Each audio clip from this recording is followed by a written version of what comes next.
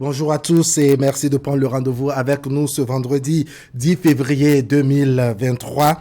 La problématique de la sexualité est demeurée longtemps tabou parmi les thématiques de discussion entre parents et enfants. Les rares géniteurs et tuteurs qui s'aventurent sur ce terrain y vont avec toute la délicatesse nécessaire de manière à tourner et à contourner l'essentiel sans donc finalement aborder le vrai sujet. Le sexe semble encore tabou dans l'éducation familiale, alors qu'aujourd'hui, avec la floraison des smartphones et autres téléphones portables, c'est l'un des sujets en vogue. On en débat presque quotidiennement avec les images rocambolesques qui l'accompagnent. Dans nos échanges de ce vendredi, donc, on se demande si l'heure n'est pas venue de changer de fusil d'épaule, de discuter donc du sexe avec les enfants tout en tenant compte d'un certain nombre de paramètres. Alors, chers téléspectateurs, doit-on ou non parler de la sexualité aux enfants? Si oui, comment et pourquoi? C'est en résumé le thème de votre matinale ce vendredi.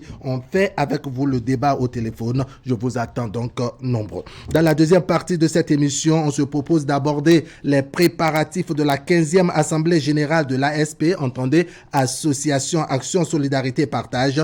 Tout va se dérouler à Soava et à Bomekalavi les 11 et 12 février. Landry Gansou est membre de cette association. Il nous développe les tenants et aboutissants de cette rencontre. Restez donc avec nous. Actu Matin, c'est ici et maintenant. Bienvenue. Bonjour à tous.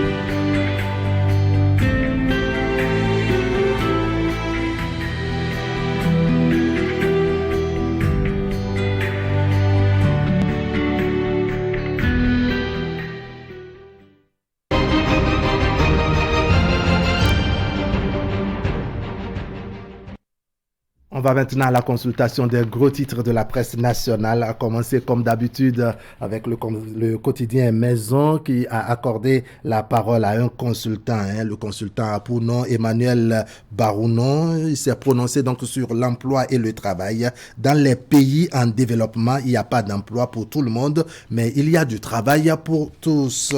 Il s'est prononcé de long en large dans les colonnes du quotidien Fraternité que je vous invite à parcourir. Incendie à Calavi et à Cotonou, inquiétante spirale après le drame de Dassa Zoumen. Et puis soudure de plastique, le métier fait son bonhomme de chemin. Achetez Fraternité, vous avez le reste des détails. On est maintenant à la une du quotidien Le Matin. UOMOA titre, le Bénin lève 15,200 milliards de francs CFA sur le marché financier. Et puis Assemblée nationale, la 9e législature prend son envol dimanche prochain. Il faut préciser que les nouveaux députés élus seront installés le dimanche prochain.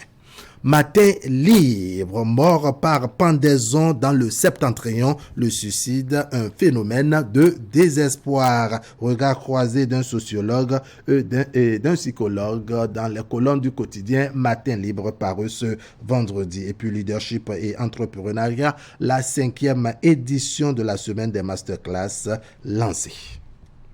Quotidien La Boussole, drame de Dassazoumé, la part de responsabilité de l'État béninois, défaillance des sapeurs-pompiers, route exiguë et restreinte. C'est un constat donc du quotidien La Boussole. Et puis recherche de gains faciles, la jeunesse béninoise s'enlise dans les paris sportifs. Une analyse toujours du quotidien La Boussole. Nord-Sud quotidien cette fois-ci, deuil dans la famille des Insou quand la mort réconcilie Boni Yayi et son ex-premier ministre Lionel Zinsou. Et puis affaire Caméo, celle l'appât du gain facile fait encore des victimes, fait constater le quotidien Nord-Sud quotidien. Le leader du jour cette fois-ci, pétri d'expérience pour mieux contrôler le perchoir au Parlement pour le compte donc de la 9e législature, le choix de Louis Vlavonou ne s'impose-t-il pas? Une interrogation à la une donc de leader du jour. Le journal Leader du jour qui nous apprend également que le maire Angelo Arranginou et les parties prenantes réfléchissent sur la redynamisation de l'économie locale. On parle là d'un atelier de réflexion économique dans la commune d'Abomey-Calavi. Quotidien Le Potentiel, accusée d'escroquerie, la députée Olga Akintobi convoquée. Elle risque gros, fait constater Le Potentiel. Et puis, Église protestante méthodiste du Bénin, la gestion du président, révérend docteur Bonsoui, n'est-ce pas, rejeté. Sa démission est exigée également, nous apprend le quotidien Le Potentiel. Le Soleil Bénin Info pour finir. Visite infructueuse du parti Les Démocrates à Joël Aïva à la prison civile de Cotonou. La vraie version des faits. Le journal nous donne à lire ce que disent les tests en de pareilles circonstances. On revient très rapidement à la une du quotidien Fraternité. Entretien avec le consultant Emmanuel Barounon sur l'emploi et le travail dans les pays en développement. Il n'y a pas d'emploi pour tout le monde, mais il y a du travail pour tous. Incendie à Calavi et à Cotonou, inquiétante spirale après le drame de Dassazoumé. Et puis soudure, c'est une enquête du quotidien Fraternité paru ce vendredi. Le métier fait son bonhomme de chemin. Teddy Goudalo, bonjour.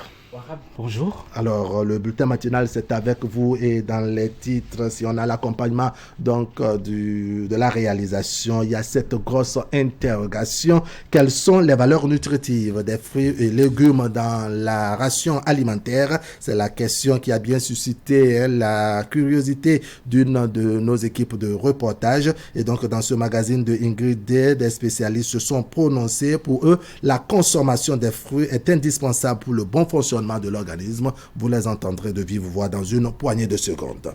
Et puis, construction des logements sociaux et économiques dans la commune d'Abomey-Calavi. Les travaux évoluent à grands pas et rendent de plus en plus attrayante la ville qualifiée de cité dortoir. À Siongbon-Kani, à Siongbon nous amène découvrir les commodités qu'offrent ces infrastructures qui seront bientôt mises à disposition des usagers.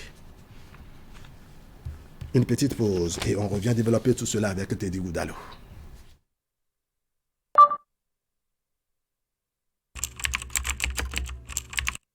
Votre chaîne Canal 3 Bénin à portée de main.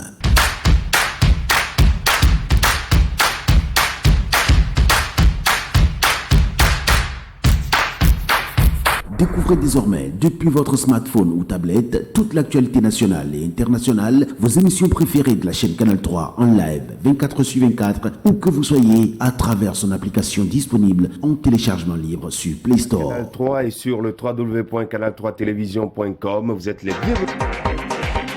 Canal 3, la passion de l'image.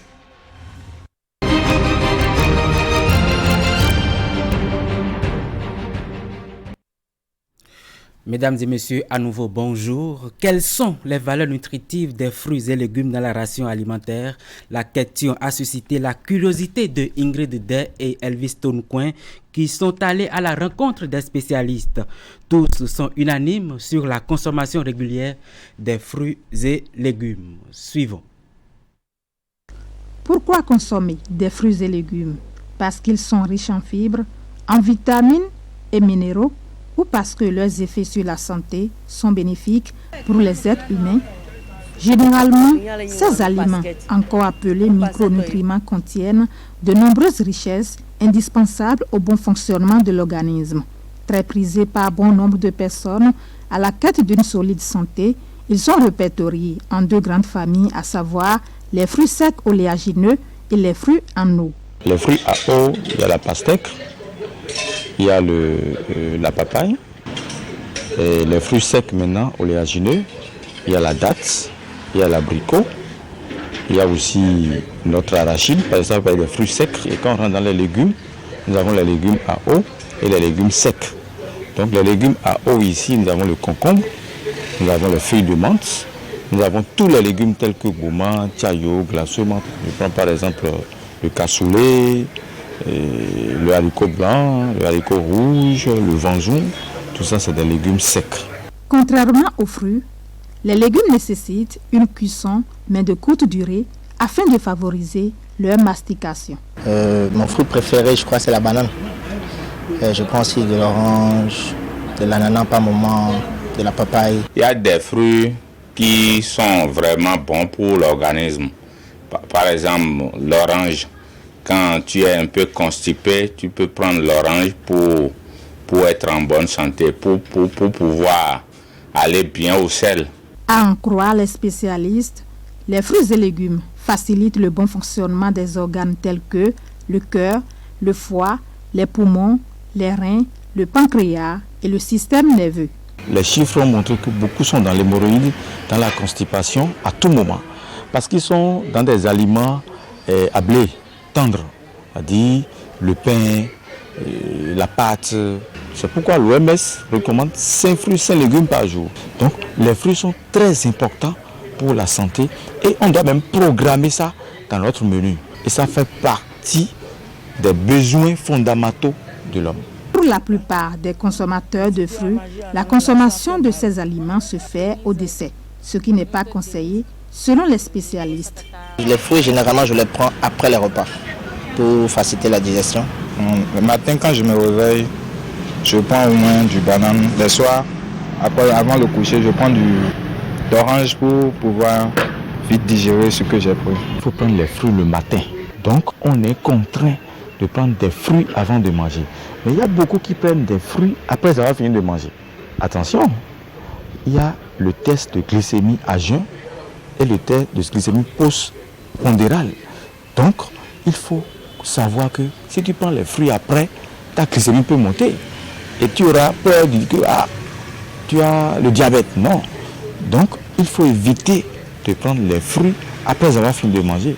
L'hémorroïde, la constipation chronique, l'insuffisance rénale et le cancer du côlon, ce sont les risques auxquels est exposé celui qui présente la carence en fruits et légumes. Cependant, un régime alimentaire réduit, rien qu'aux fruits, pourrait exposer l'être humain à plusieurs déconvenues. Ainsi, l'excès en consommation des fruits et légumes pourrait aussi engendrer des conséquences sanitaires.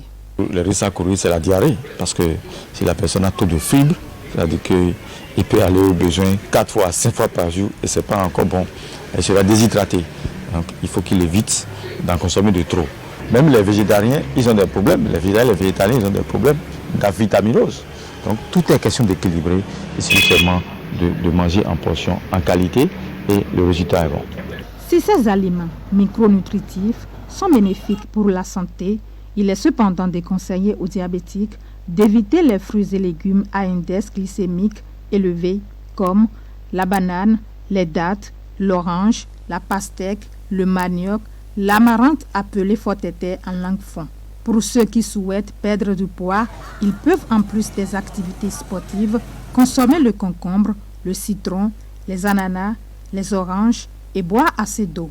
En définitive, des portions de fruits et légumes dans nos assiettes sont bénéfiques pour la santé, mais réduire l'alimentation rien qu'aux fruits peut être aussi un danger pour la vie. Eh bien, à Abomey-Calavi, c'est dans le département de l'Atlantique, les ouvrages de production et de fourniture d'eau potable sont entièrement rénovés grâce aux nombreux investissements de l'État dans le secteur de l'eau et des mines. Les populations ont depuis 2020 accès à une eau de qualité. Le débit d'eau a également augmenté dans les robinets. C'est bien ce que nous fait savoir Ali Moumouni dans ce magazine.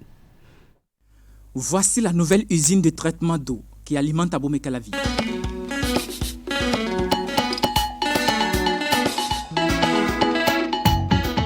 L'ouvrage installé ici à Guadjokor, dans l'arrondissement de Zinvier, est opérationnel depuis plus d'une année. Vous êtes à l'usine d'eau de Zinvier, une usine d'eau complètement construite, achevée depuis 2020.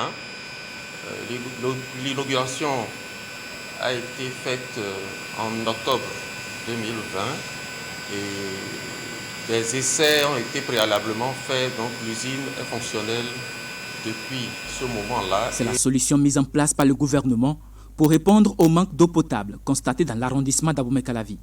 Une quantité de 36 000 m3 est générée ici par jour.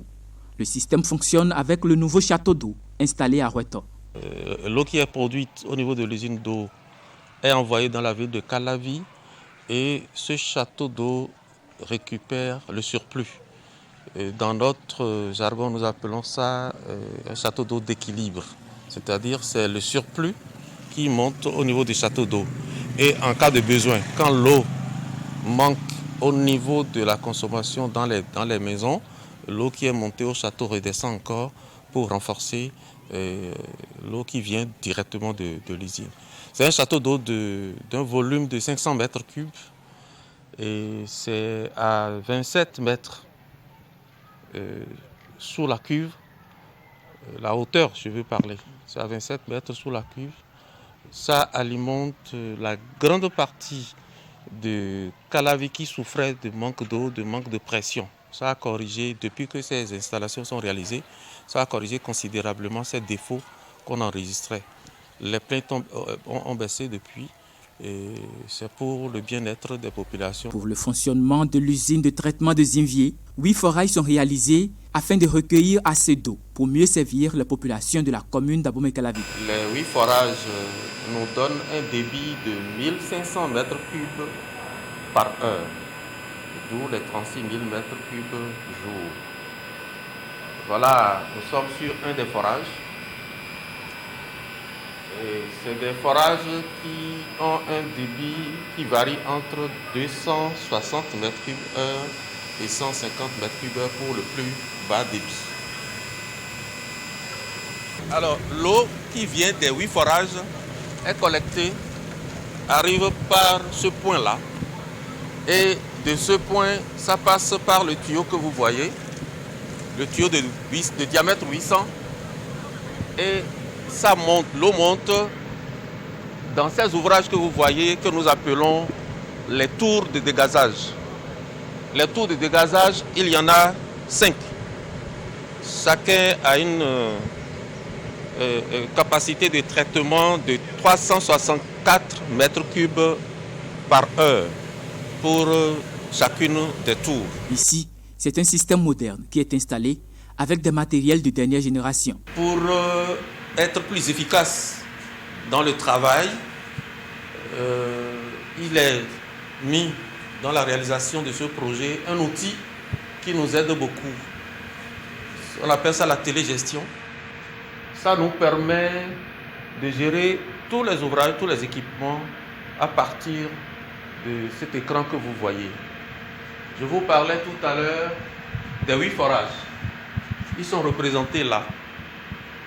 À partir de cet outil, on peut démarrer ou arrêter chacun de ces 8 forages-là.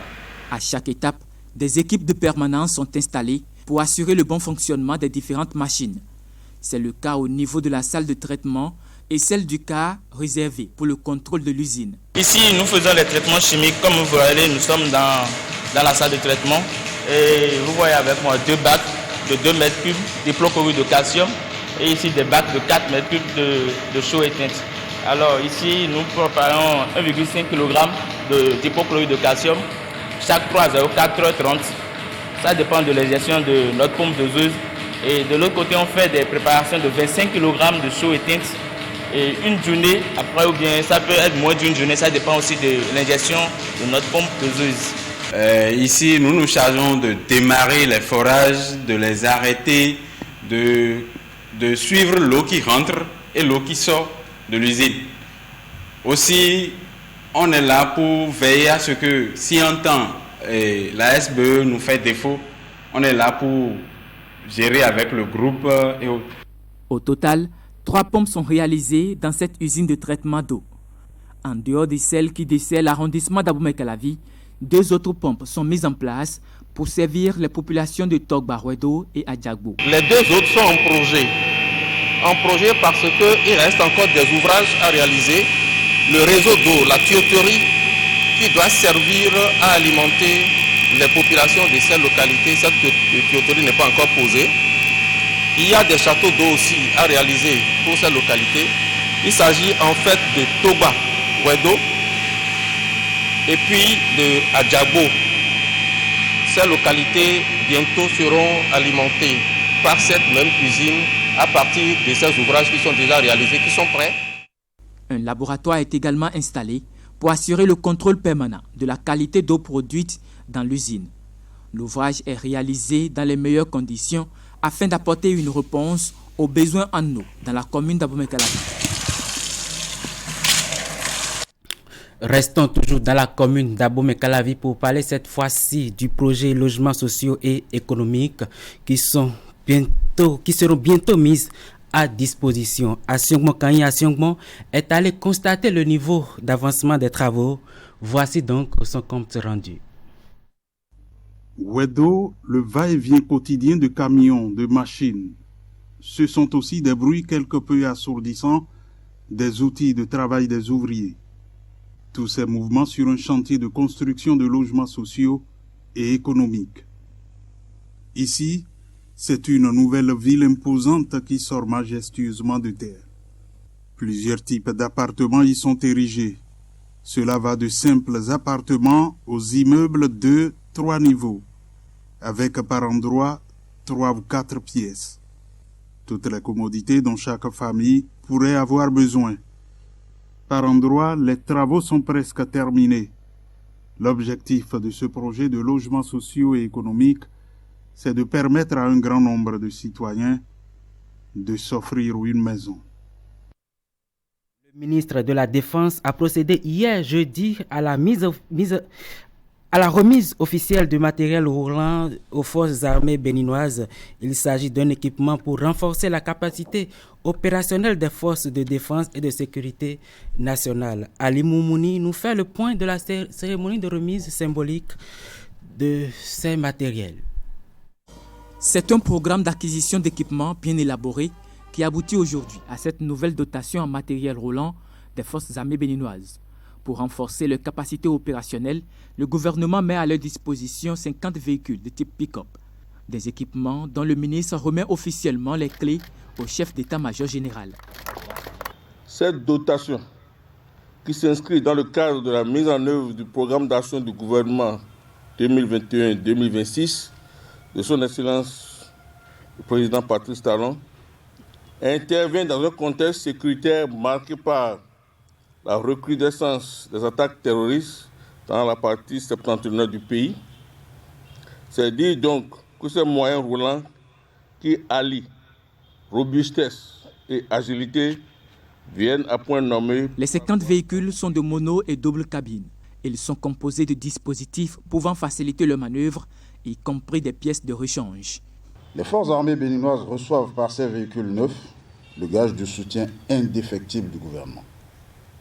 Monsieur le ministre, je peux d'ores et déjà vous assurer que le moral du personnel bénéficiaire de ces moyens roulants va être une fois encore décuplé.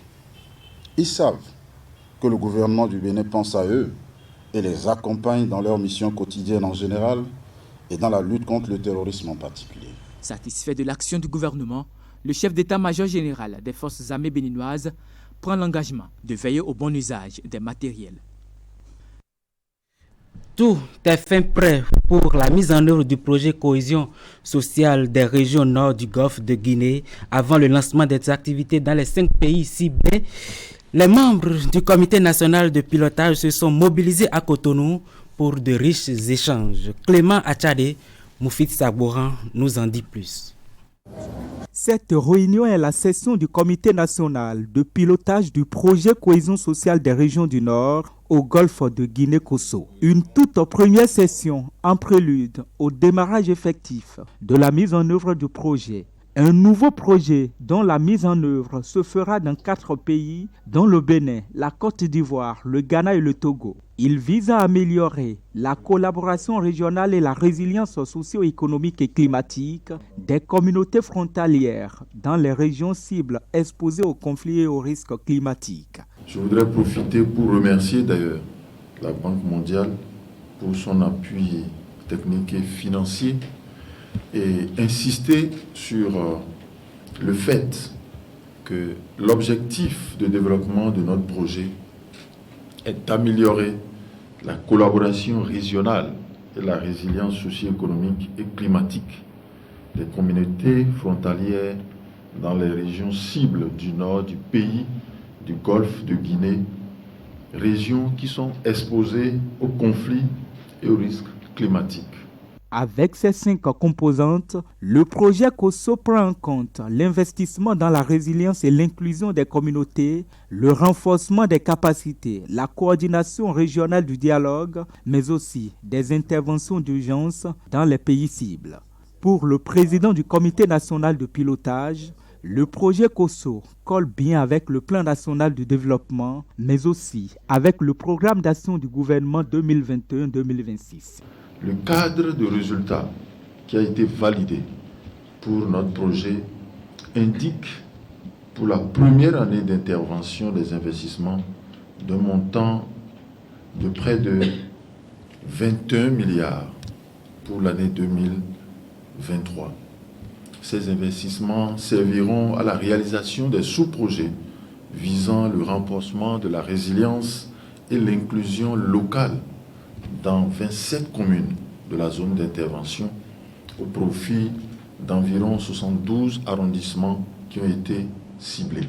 Notre pays est impatient de voir démarrer les activités du projet à travers une approche inclusive d'amélioration de la résilience des communautés bénéficiaires.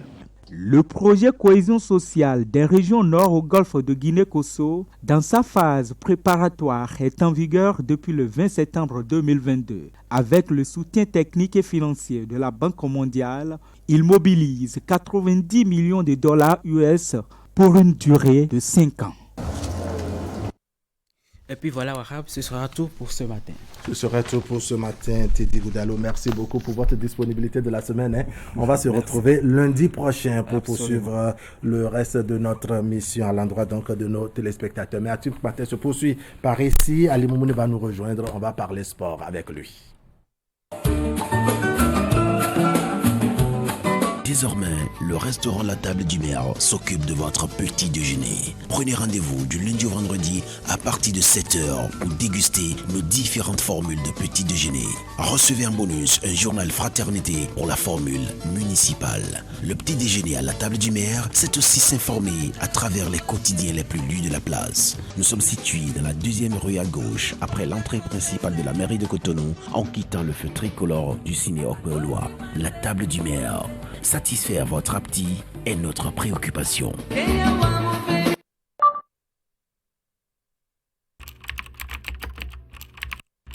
Votre chaîne Canal 3 Bénin à portée de main.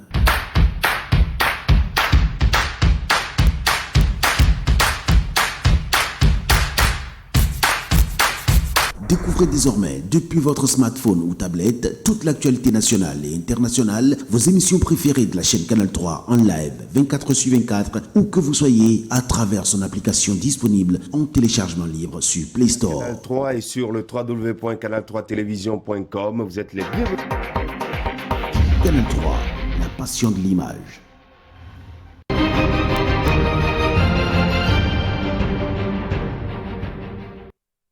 Ali Mouni, bonjour.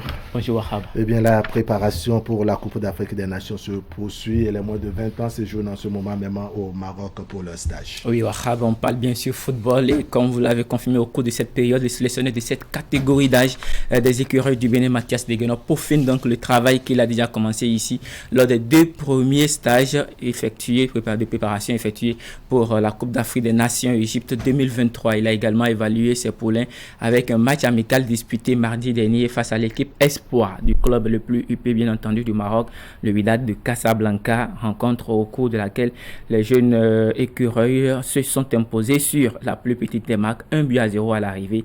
Et je vous invite ici à suivre le sélectionneur de l'équipe U20 du Bénin, Mathias Degueno, qui revient sur l'importance de ce stage avant le départ sur l'Égypte.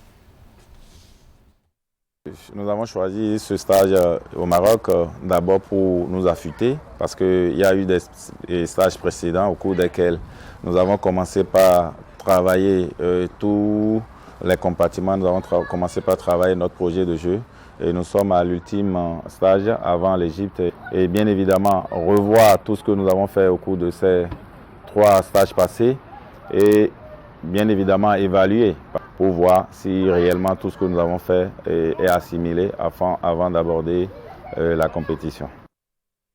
Il faut souligner donc que l'équipe nationale de cette catégorie des moins de 20 ans a eu suffisamment de temps pour se préparer. Une équipe qui d'ailleurs a terminé vice-championne de la zone UFOAB lors du tournoi qualificatif qui s'est donc déroulé au Niger. La Coupe d'Afrique des Nations des moins de 20 ans Égypte 2023 se tiendra du 19 février prochain au 11 mars 2023. On parle toujours football, mais cette fois-ci sur le continent pour parler de la première journée, bien sûr, de la Ligue des champions africaine qui va démarrer à partir de ce vendredi 10 février 2023. Aujourd'hui, donc, il y aura les rencontres Zamalek qui sera l'adversaire à jouer donc du CR Belouizdad et le Raja Casablanca qui sera l'adversaire du Vipers SC. Demain, il y aura 4 rencontres au programme pour cette première journée de la Ligue des champions, de la Ligue africaine des champions. Petro de Luanda sera l'adversaire de la jeunesse sportive de Kabylie. Mamelodi Sundowns affrontera Al Hilal. L'Espérance de Tunis sera l'adversaire de Almerek et Horoya AC de la Guinée jouera donc contre Simba SC pour ce qui concerne cette première journée de la Ligue des champions, la Ligue africaine des champions. On va maintenant du côté du monde pour parler donc toujours des clubs avec le mondial des clubs qui se déroule. On connaîtra donc les dernières affiches dès demain. Il y aura donc les matchs, la petite finale qui opposera Al Ahly de l'Égypte du Caire bien entendu face à Flamengo, rencontre prévue pour se disputer à partir de 16h30 et à 20h le Real Madrid sera l'adversaire de Al Hilal pour la grande finale de cette compétition mondiale réservée aux clubs champions des différents continents. Voilà. On va maintenant faire le tour d'horizon en Europe pour parler des différents championnats qui auront lieu à partir donc, de ce soir. On parle bien sûr Première Ligue, la Liga, la Bundesliga et puis la Ligue 1. Pourquoi pas le calcio également du côté de l'Italie. Mais on va commencer par la Première Ligue où donc la 23e journée sera disputée à partir de demain samedi 11 février. West Ham sera l'adversaire de Chelsea. Chelsea qui a fait un très bon recrutement lors de ce mercato, mais pour le moment a du mal à trouver la cohésion au sein de son jeu après une première sortie.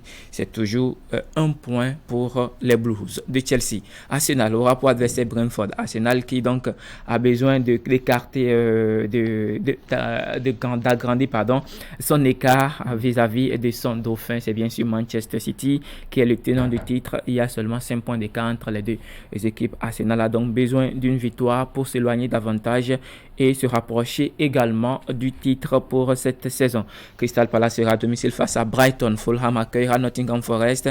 Entre autres rencontres, Leicester qui sera donc l'adversaire de Tottenham. Newcastle qui est donc 3e au classement jouera donc face à Bournemouth. Et puis dimanche 12 février, on aura les rencontres Leeds United et puis Manchester City sera à domicile face à Aston Villa. On fait un tour en Espagne pour parler de la 21e journée de la Liga. C'est aujourd'hui. Ce soir donc à partir de 21h, Cadiz sera l'adversaire de Girona. Demain 11 février, 3 rencontres au programme. Almeria sera l'adversaire de Real Betis. Séville accueillera Mallorca et Valence jouera contre Athletic Bilbao. 12 février, donc dimanche, Getafe sera à domicile face à Rayo Vallecano. Celta Vigo accueillera l'Atlético de Madrid. Real Valladolid jouera au Osasuna et pour finir, Villarreal jouera donc contre le FC Barcelone. Pendant ce temps, le Real Madrid sera au Maroc pour la finale du Mondial des clubs, donc aura son match en retard au cours de la semaine prochaine.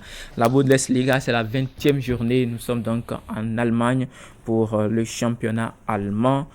Schalke 04 sera l'adversaire de Wolfsburg ce soir à partir de 20h30. Demain, 11 février, Bayern Munich sera à domicile face à Bochum. Freiburg jouera contre Stuttgart. Entre autres rencontres, il y aura ce match entre Werder Bremen et Borussia Dortmund. Également, la rencontre entre RB Leipzig et puis l'Union Berlin qu'il ne faut pas manquer, prévu donc pour ce samedi à 18h30. Dimanche, il y aura 2 rencontres. Hertha Berlin sera l'adversaire de Mönchengladbach et pour finir, Cologne jouera donc contre Eintracht Francfort. On finit avec le championnat français, la Ligue 1 qui dispute également la 23e journée. Comme bien sûr en Angleterre, ce 10 février, Nice sera l'adversaire de Ajaccio. À partir de demain, 11 février, Monaco accueillera le Paris Saint-Germain dans ce classique. Voilà. Et puis pour finir, avec les rencontres du samedi, Clermont Foot sera l'adversaire de l'Olympique de Marseille. Dimanche 12 février, Toulouse accueillera Stade Rennais. Angers sera l'adversaire de la JOC. Lille sera l'adversaire également de Strasbourg. Montpellier offrira son hospitalité au Stade Brestois. Le Stade de Reims sera à domicile face à Troyes. Nantes accueillera Lorient. Et pour finir la rencontre, il y aura bien sûr ce choc entre Lyon et Racing Club de Lens. Racing Club de Lens, qu'il faut le préciser, fait une très belle saison cette année, Wahab. Voilà donc pour les affiches à ne pas manquer pour ce week-end. À lundi. À lundi. Allez, mon Mouni, merci beaucoup. Allez, je vous invite, chers téléspectateurs, à parcourir les colonnes du quotidien Fraternité en sa page 3 précisément, où vous découvrirez, n'est-ce pas, cette affaire qui fait grand bruit depuis le début de la semaine. Affaire donc Caméo Cell, une première personne déjà dans le collimateur de la Criette. Une entreprise dénommée Caméo Cell est dans l'œil du cyclone et depuis quelques jours, une enquête confiée à la brigade économique et financière BEF a été ouverte contre la dite entreprise qui, selon les autorités judiciaires, propose des revenus à l'allure de ICC Service. Cette tristesse donc que les Béninois ont connue il y a quelques années en arrière. Suite aux investigations, une personne a déjà fait l'objet d'une interpellation et selon les informations reçues, il s'agit d'une plateforme de placement en ligne qui est en pleine propension au Bénin depuis quelques mois. Plus loin, c'est une plateforme de tâches qui permet à ses membres de gagner des commissions quotidiennes en fonction de leur niveau. Achetez Fraternité, vous avez le reste des détails. Ça vous permet d'être beaucoup plus méfiant. Allez, Moumouni, merci beaucoup. C'est moi. Allez, je m'en vais vous poser une petite question avant que vous ne partiez. Doit-on parler de la sexualité aux enfants selon vous? Oui. Pourquoi? Parce qu'il va de leur avenir. L'enfant qui sait déjà les défis, je ne dirais pas difficultés, qui sait déjà ce qui peut être comme ce qu'il peut avoir comme inconvénient, en s'adonnant très tôt peut-être à la sexualité, ou peut-être en se livrant à une perversité, pour ne pas dire ça. Ainsi, oui. Ainsi, en résumé, vous êtes partie prenante à l'idéal donc de parler du sexe aux enfants. C'est donc notre thématique de ce vendredi. Herman Anyamboso va nous rejoindre, Nagui Balagbe également, de même que Zakiat Latoudi. On fera le débat avec nos débatteurs habituels et vous, chers téléspectateurs, on vous attend nombreux au bout du fil. À tout de suite.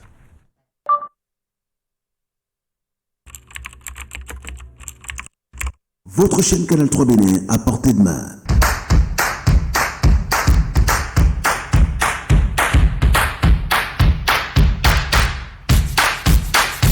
Découvrez désormais, depuis votre smartphone ou tablette, toute l'actualité nationale et internationale, vos émissions préférées de la chaîne Canal 3 en live 24/24, où que vous soyez, à travers son application disponible en téléchargement libre sur Play Store. Canal 3 et sur le www.canal3television.com, vous êtes les bienvenus. Canal 3, la passion de l'image. Désormais, le restaurant La Table du Maire s'occupe de votre petit déjeuner. Prenez rendez-vous du lundi au vendredi à partir de 7h pour déguster nos différentes formules de petit déjeuner. Recevez en bonus un journal fraternité pour la formule municipale. Le petit déjeuner à La Table du Maire, c'est aussi s'informer à travers les quotidiens les plus lus de la place. Nous sommes situés dans la 2e rue à gauche, après l'entrée principale de la mairie de Cotonou, en quittant le feu tricolore du ciné Okpeoloa. La Table du Maire. Satisfaire votre appétit est notre préoccupation.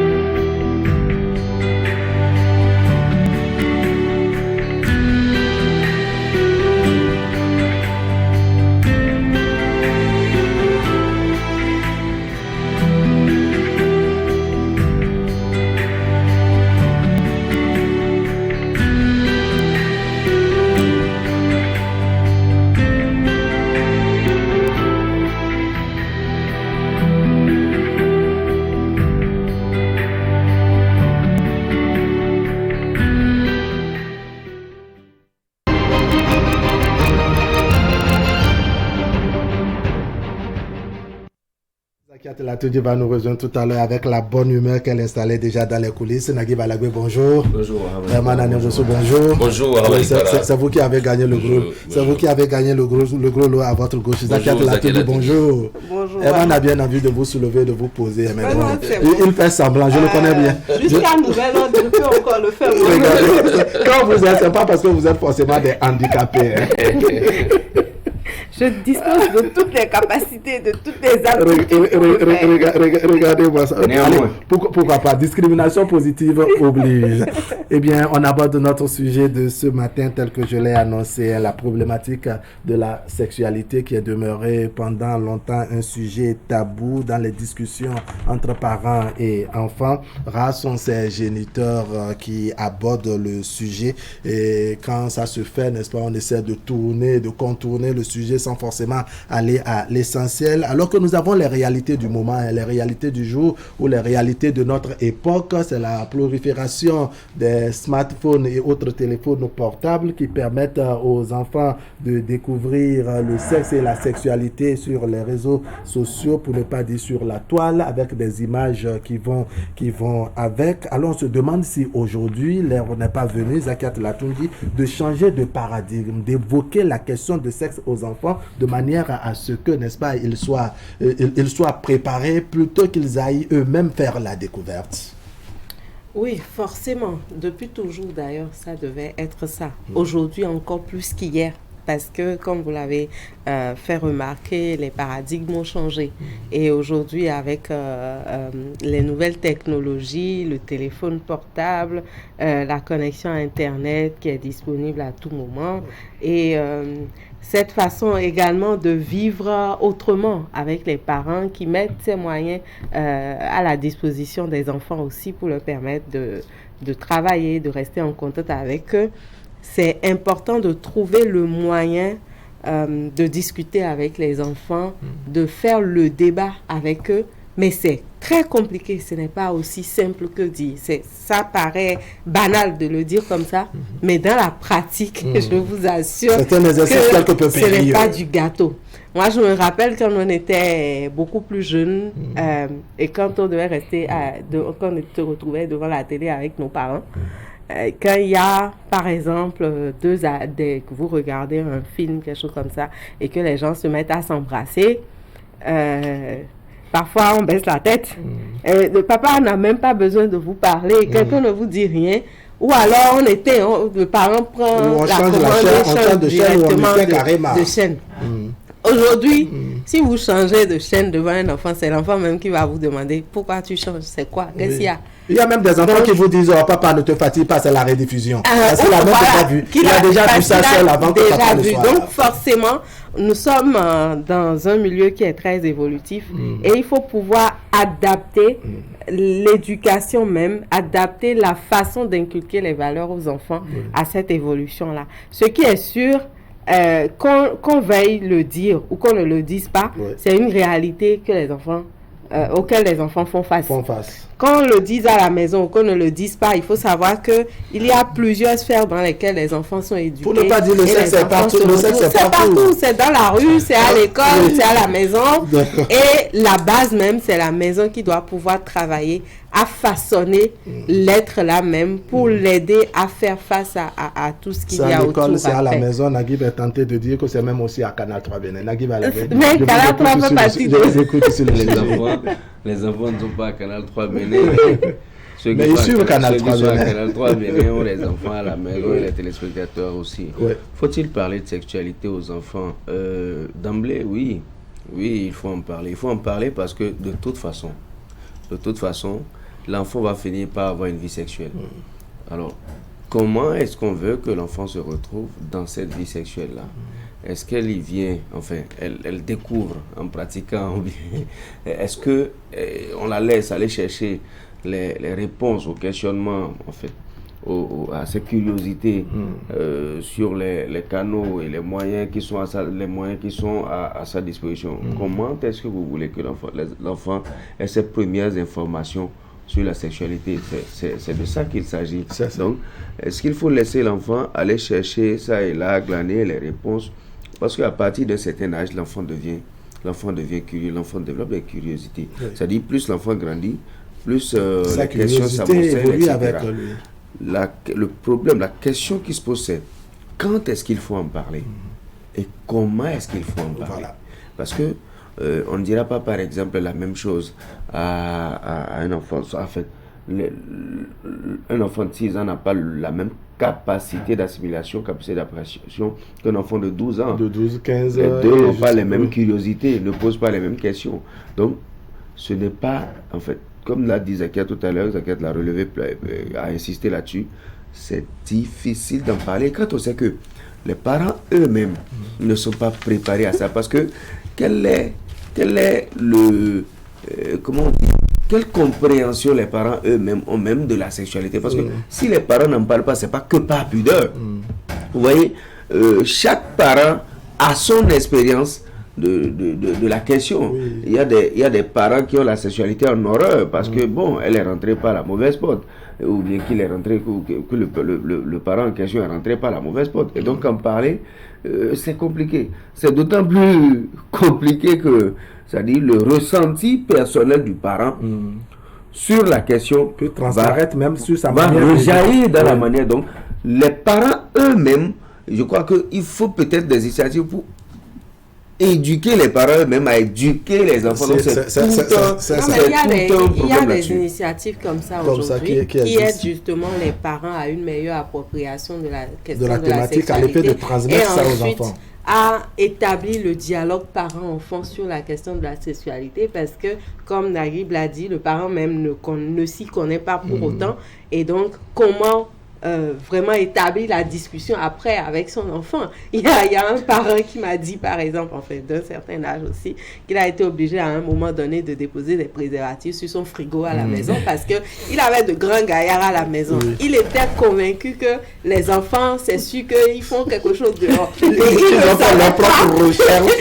savait pas, le parent justement, et c'était le papa, il ne savait pas comment instaurer le dialogue avec ses enfants. Donc, il met des paquets de préservatifs. Il a instauré un dialogue silencieux. Un dialogue qui est silencieux. Et quand il tourne, quelques jours après, il vient regarder, il constate que bon. Ça a diminué.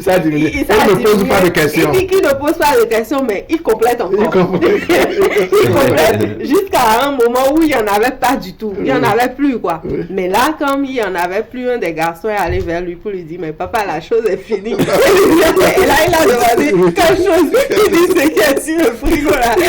Donc, ça lui a permis au moins de demander qu'est-ce que vous faites avec. Qu'est-ce que tu fais avec toi-même? Toi-même, quand tu as mis là, tu sais qu'on va utiliser, là. Très bien, ce ne sont pas des effets ragrants.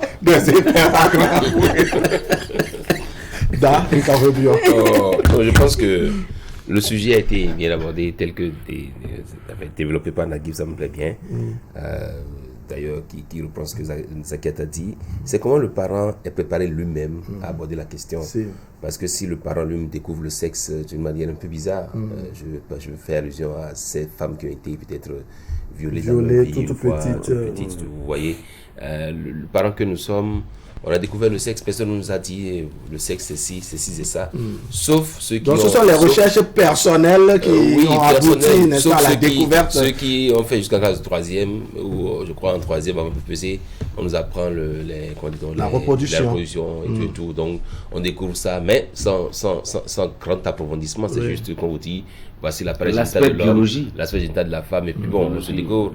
Et donc, quand on parle de sexe aux enfants, ça me rappelle encore la pandémie du sida, quand c'est venu automatiquement, les démonstrations de port de préservatifs en public, ça a souvent suscité des tollés. Et quand on sort la verge, en bois, et qu'on met le préservatif, tout le monde... Il y en a qui même les adultes qui font semblant les grands consommateurs, les grands utilisateurs sont ceux-là qui se ferment les yeux. Qui est conservatrice, hypocrite, on ne sait pas en parler, on ne veut pas en parler. Alors même que les enfants aujourd'hui découvrent ça, soit si ce n'est pas les smartphones, si ce n'est pas les téléphones portables, à l'école, elles ont, les filles, les garçons ont des camarades avec qui elles échangent sur ces sujets-là. Donc je pense que le mieux, mais moi je pense honnêtement, c'est sans...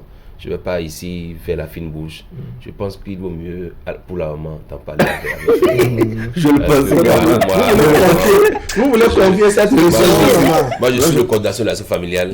Je suis coordinateur de l'action familiale. Ça fait partie de la famille. Moi, je réfléchis. Je lui dis déjà ce que vous allez manger, comment payer le loyer, faire ces choses-là. Maman n'a qu'à parler de ça. Alors, Herman, une petite question. Est-ce à dire que vous confiez le volet féminin, n'est-ce pas, à maman, c'est-à-dire maman en parle aux filles et vous, papa, vous allez parler aux garçons? Ou maman s'occupe des deux? Maman s'occupe des deux. Si maman arrive à me gérer, elle peut gérer aussi le petit garçon de la même mode. Franchement, mais on vous dira, on vous retournera la même question. Si vous arrivez à bien coordonner l'action familiale, vous pouvez également arriver à ça. Qu'est-ce que les dames font? Les dames savent bien aborder les questions avec les enfants. On dit, est-ce que tu as une petite copine, telle dont tu appelles le nom souvent là? C'est qui? Et l'enfant, le garçon va sourire. Il va dire, oh, c'est mon ami. Et c'est comme ça les mamans abordent les questions. Je pense que maman, elle a le visage qu'il faut pour aborder ces questions. Parce que c'est vrai, souvent dans les foyers, les parents sont parfois métalliques.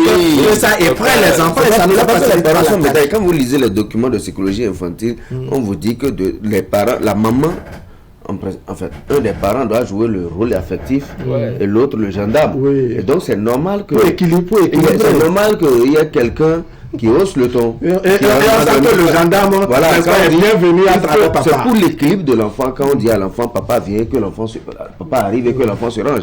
Donc il y a des questions dans ces conditions. Vous savez, le rôle de gendarme là est compromis quand tu t'amènes, parce qu'il faut le faire avec beaucoup d'humilité. Quand tu parles de sexualité, par exemple, avec les enfants, il faut le faire avec beaucoup d'humilité. C'est pas des cas qui a les yeux. Voilà, donc le rôle des gendarmes, que le père, le papa, enfin, généralement, ce sont les hommes qui sont amenés à jouer ce rôle-là. Le rôle là est compromis. Si tu dois si tu dois fléchir et puis parler de cette c'est pas que c'est compromis. Quand le papa prend un verre de soto, il doit renflouer la mine pour montrer à l'enfant que la vie est dure. Et c'est ça que c'est pas bon. Mais comment peut prendre quelque chose? Voilà, donc.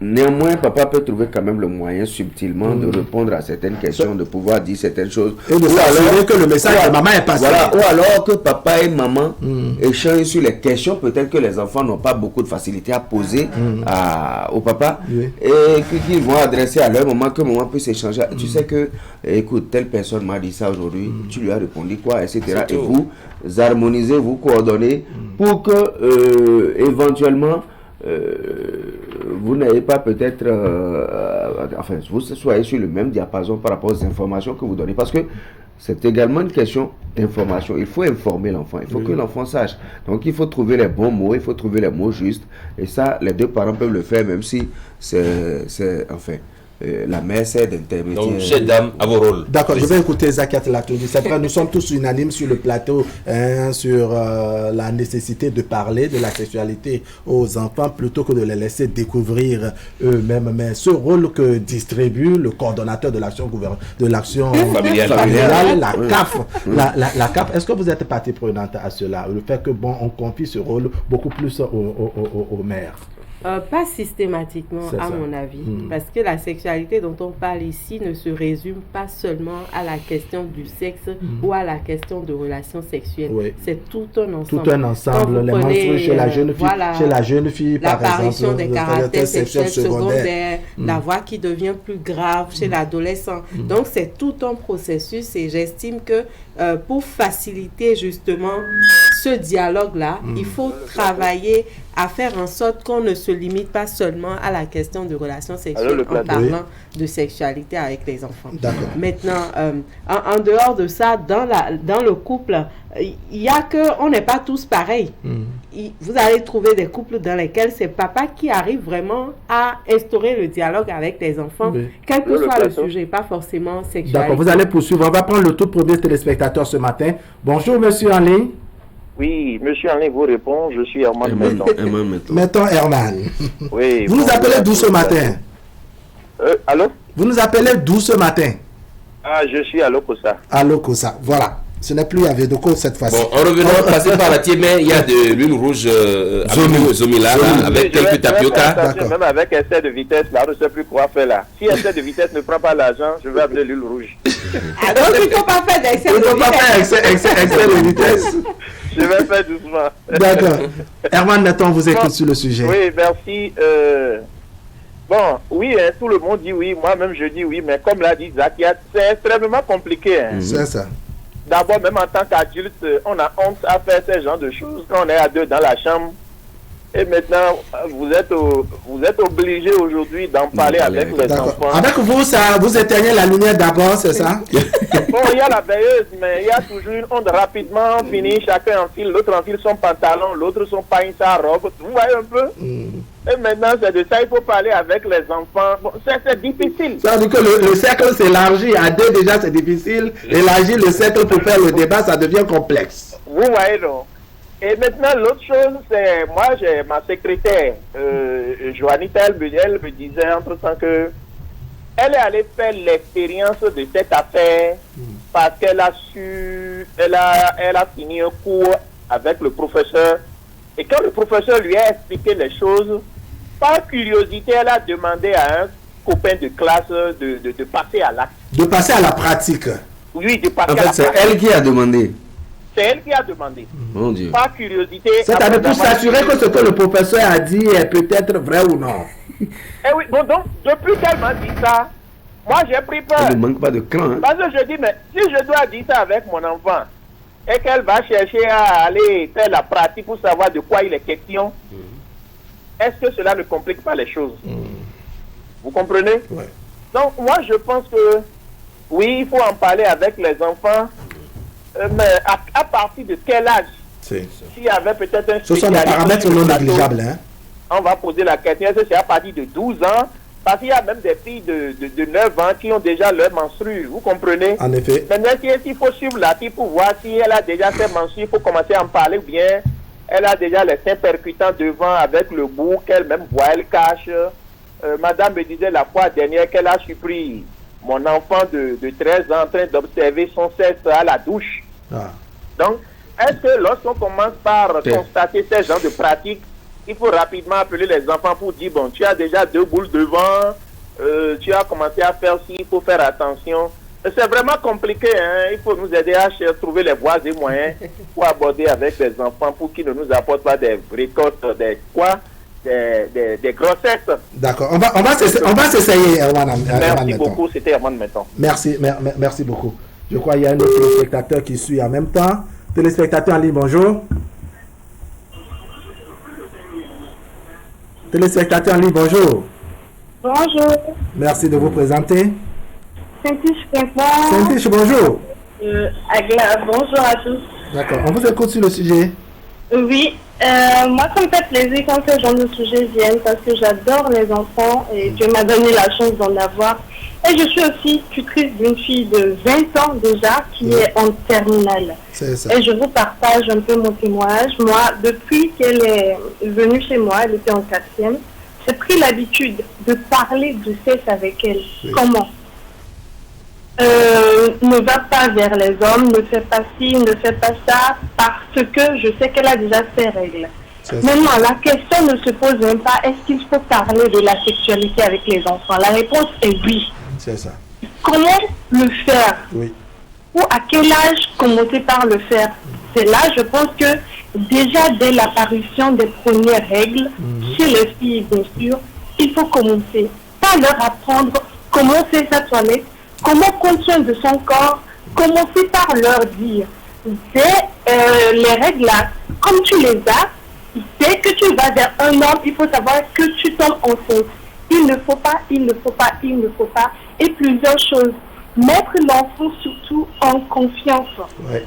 Parce que quand nous sommes fermés, c'est vrai que nos parents ont eu une éducation qui ne leur permettait pas de s'ouvrir. Donc, eux, ils étaient fermés à leur tour. Mais aujourd'hui, l'école de la vie, elle est tout autre chose. Il faut apprendre les réalités d'aujourd'hui et s'ouvrir aux enfants. C'est vrai, les parents ont du mal. Moi, je remercie Dieu parce que je n'ai pas ce mal-là. Il y a un enfant qui ne parle jamais de ça avec ses parents à la maison, mais dès que cet enfant qui est à l'université aujourd'hui me voit, mais on parle de beaucoup de choses, de sexe et autres. Même ma fille, elle a témoigné qu'à l'école, quand elle parle avec ses camarades, mais ses camarades lui disent, mais toi, maman, tu es ignorante, mais comment elle arrive à parler de ces choses avec toi? Nous, on n'a pas cette chance-là. Donc, je crois que vraiment, il faut une certaine ouverture qui permette de mettre l'enfant en confiance. Exactement, c'est cette ouverture. On parle de tout. On parle de beaucoup de choses, en fait. Pas de tout, de beaucoup de choses concernant la sexualité avec les enfants. Et ça le met en confiance. Oui. Même si un homme au dehors, avec son âge 20 ans, la drague au dehors ou à l'école, elle vient à la maison, elle me le dit. Parce qu'on a appris beaucoup de choses, nous deux, ensemble. Et c'est ce climat, de confiance qu'il faut que les parents d'aujourd'hui aient. Merci. Merci beaucoup. Il faut mettre en confiance le bébé qui est à côté. Un gros bisou du plateau en sa direction. Elle est partie. Je pensais qu'il fallait commencer à parler de sexualité. Je n'allais pas dire ça, puisque nous tous, on a une année sur le père qui parlait de cas, comment dire, au cas par cas. Téléspectateurs en ligne, bonjour. Oui, bonjour. Merci de vous présenter. Je suis Bruno Zadi. Faites l'effort de parler fort, s'il vous plaît. Je suis Bruno Zadi. Bruno Zadi, on vous écoute sur le sujet. Vous nous appelez d'où d'abord? Je vous appelle de Vedoko. On vous écoute. Oui, écoutez, une chose de parler de la sexualité avec les enfants, mais l'autre chose, c'est la manière. C'est difficile quand les enfants, déjà à partir de 3 ans, 4 ans, qui font déjà la différence entre les sexes et qui vous se prennent sur la douche pour poser des questions bizarres.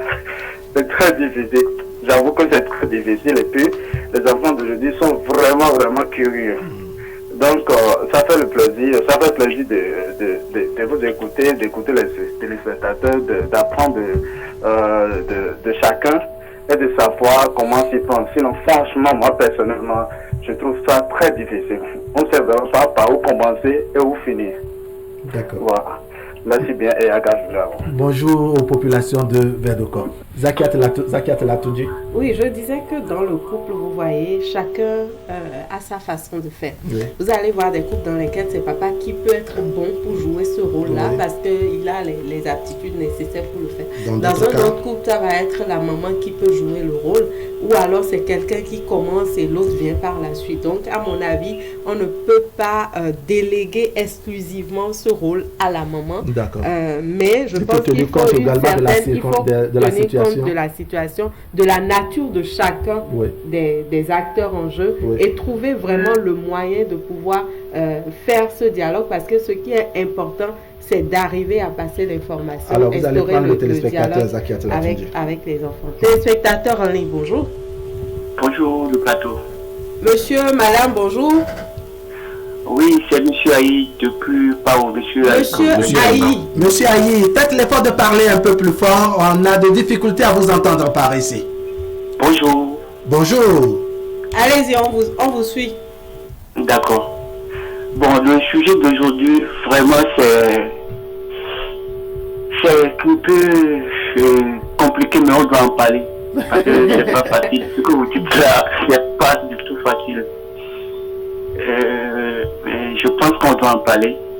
Puisque moi, déjà, des fois, ma petite de 2 ans et demi,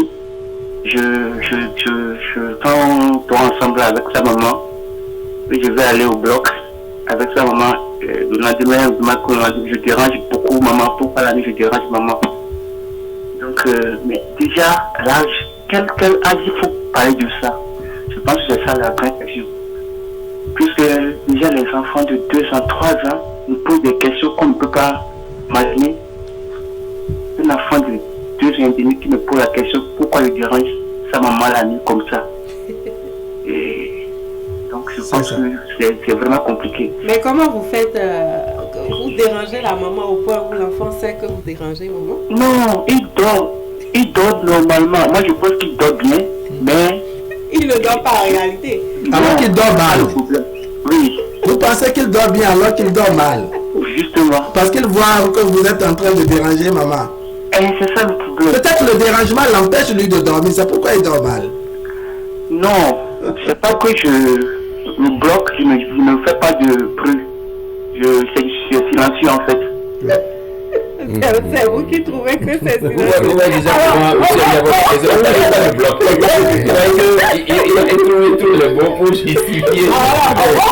On regarde Alors on regarde cette expérience. Qu'est-ce que vous pensez qu'il faut faire? Comment il faut vraiment aborder le sujet? Et vraiment, il faut qu'il y ait des vrais techniciens pour en parler. Sinon, moi, franchement, pour des enfants de 2, 3, 4 ans qui posent des questions du genre, comment ça, franchement, puisque dans le moment, il doit y avoir un âge donné pour ces questions-là. Déjà, cette page-là, ça pose problème.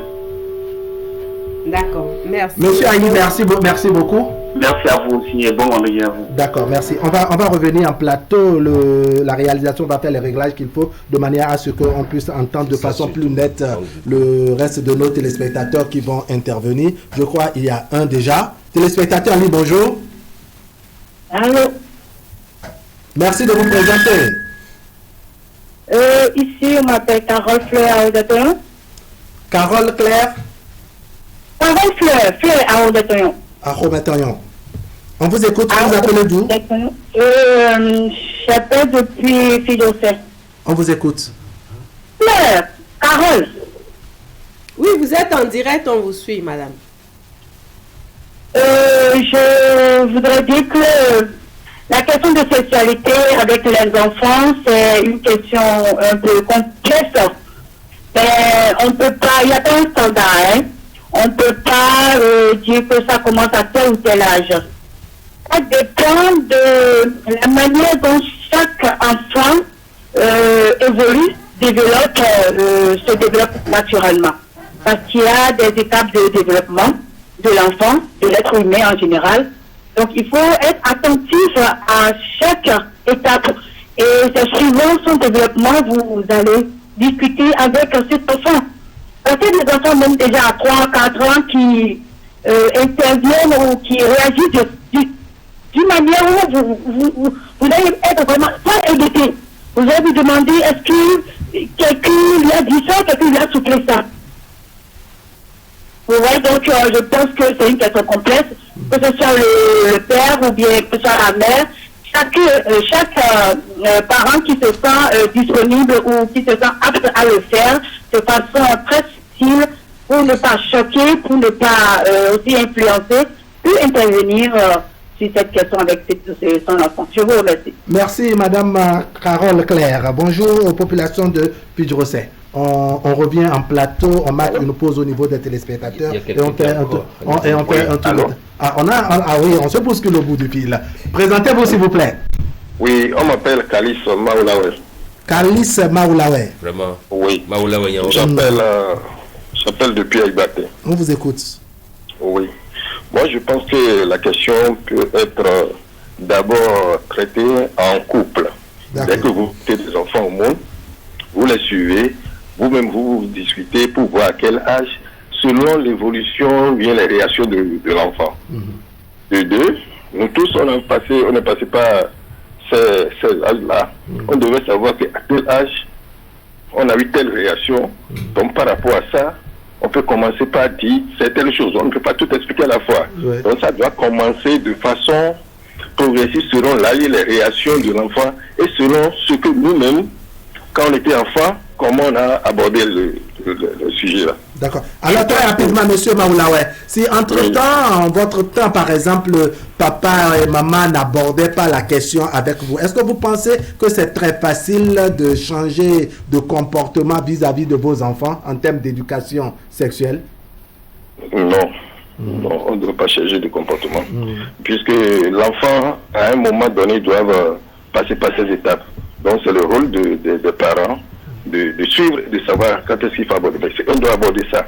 C'est ça. Faut pas fuir le sujet, sinon ça peut conduire l'enfant demain à autre chose. D'accord. Merci beaucoup, monsieur Kalis Maoulawe. Vous nous appelez d'Aïbaté. Nagui Balague, vous avez la parole. Oui, moi j'aimerais revenir très rapidement sur l'intervention. D'abord l'intervention de Raymond, où la fille qui, après avoir entendu parler de sexualité, vous parlez de Herman Metton, là. Herman Metton. Oui, le tout premier intervenant ce matin.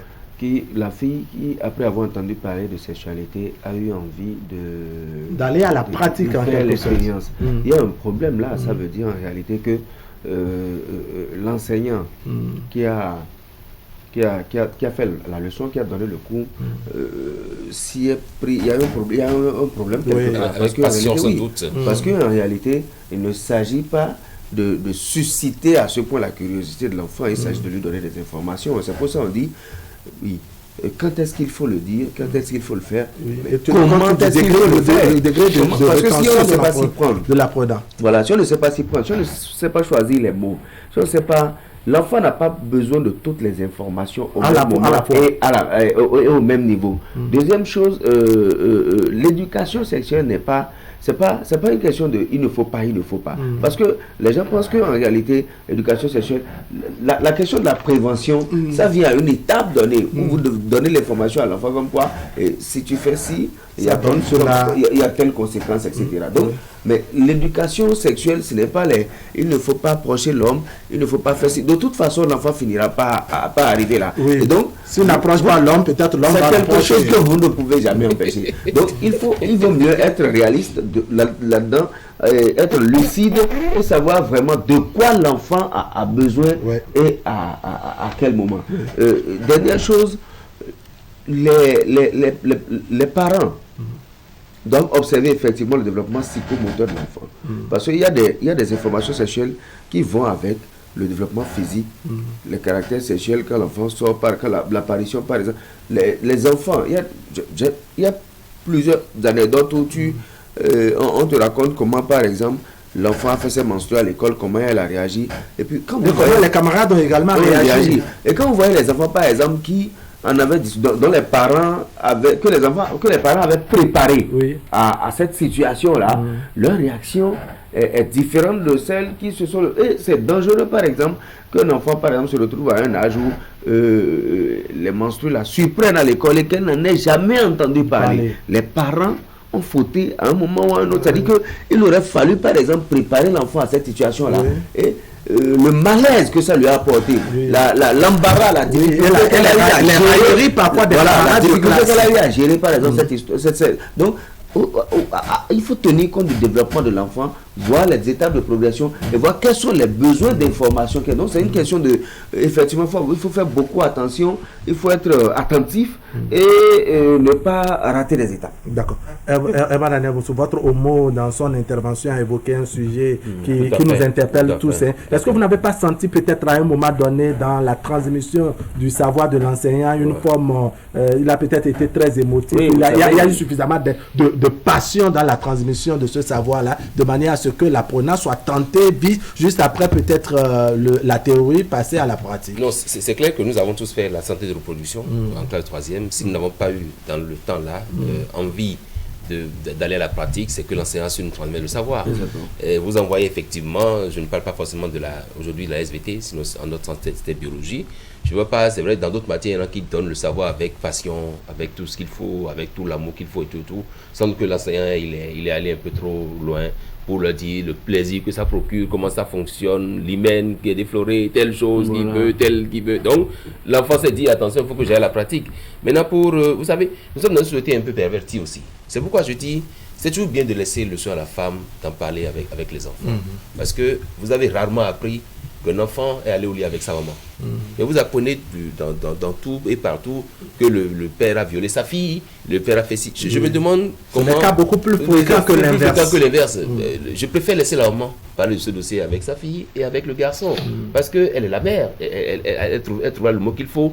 Mais comme elle l'a dit, ça dépend aussi de qui est le chef de foyer. Si dans la maison, c'est moi qui est chef de foyer, donc qui élève la voix, et que papa, quand il papa ne sait même pas s'il y a foyer. Quand il apprend que maman vient, il doit se cacher. Bon, il lui peut être là à abattre les enfants. Sinon, en temps normal, papa n'est pas. Et quand il est en retard, la porte est fermée, on dit papa, mais ton nouveau. En temps normal, papa est là pour lever le ton quand il le faut, pour écaquer un peu les yeux. Papa n'est pas celui qui sort régulièrement. Il vient une fois en passant. Papa, c'est ça. Donc, je pense que je préfère laisser les femmes en parler. Et en fait, il a dit, je suis ce que Naguib a dit. Il faut suivre l'enfant aujourd'hui. Aujourd'hui, vous avez des enfants.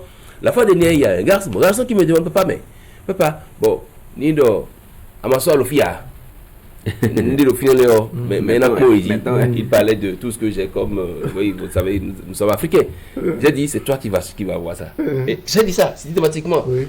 Il faut déjà apprendre aux enfants. Nous, la douleur que nous avons eue à nous séparer de nos parents, mon père qui est parti, c'est resté là jusqu'à présent. Donc je pense qu'il faut préparer les enfants à certaines choses. Je le dis, un jour arrivera où je ne serai plus là. Un jour arrivera où il y aura ci. Essaye de... Donc, pour la sexualité, il faut en parler aux enfants. Les enfants sont déjà un peu smart dans leur tête. Ils apprennent des choses. On vous demande un jour, papa, maman, bon, vous avez arrangé pour que moi je laisse. C'est normal que vous m'avez trouvé. Comment vous avez fait? Aujourd'hui, les enfants posent des questions. Comment vous avez fait? Donc, dans ce cas, maman regarde l'enfant et après vient me voir et dit, bon. Ton enfant pour dire avant. Tu pouvez lui jouer une chanson de GG. Tu lui as répondu. Bon, réponds. Ça, c'est vous. Non, si c'était vous allez lui jouer la chanson de GG.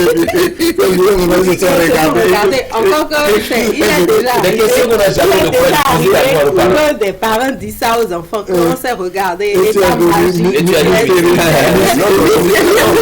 mais quand on dit ça, vous suscitez davantage la curiosité de l'enfant parce que c'est pas cohérent. Si vous ne l'avez pas convaincu, en fait, il va continuer à se poser la question. Je suis entièrement d'accord avec toi, Naguib, parce que c'était même une façon de le dire avant, hier. Aujourd'hui, je crois qu'aucun parent ne le dira comme ça. Et si tu le dis comme ça, même à un enfant, il va te demander, donc regarde-moi dans les yeux, on va voir si un enfant va venir.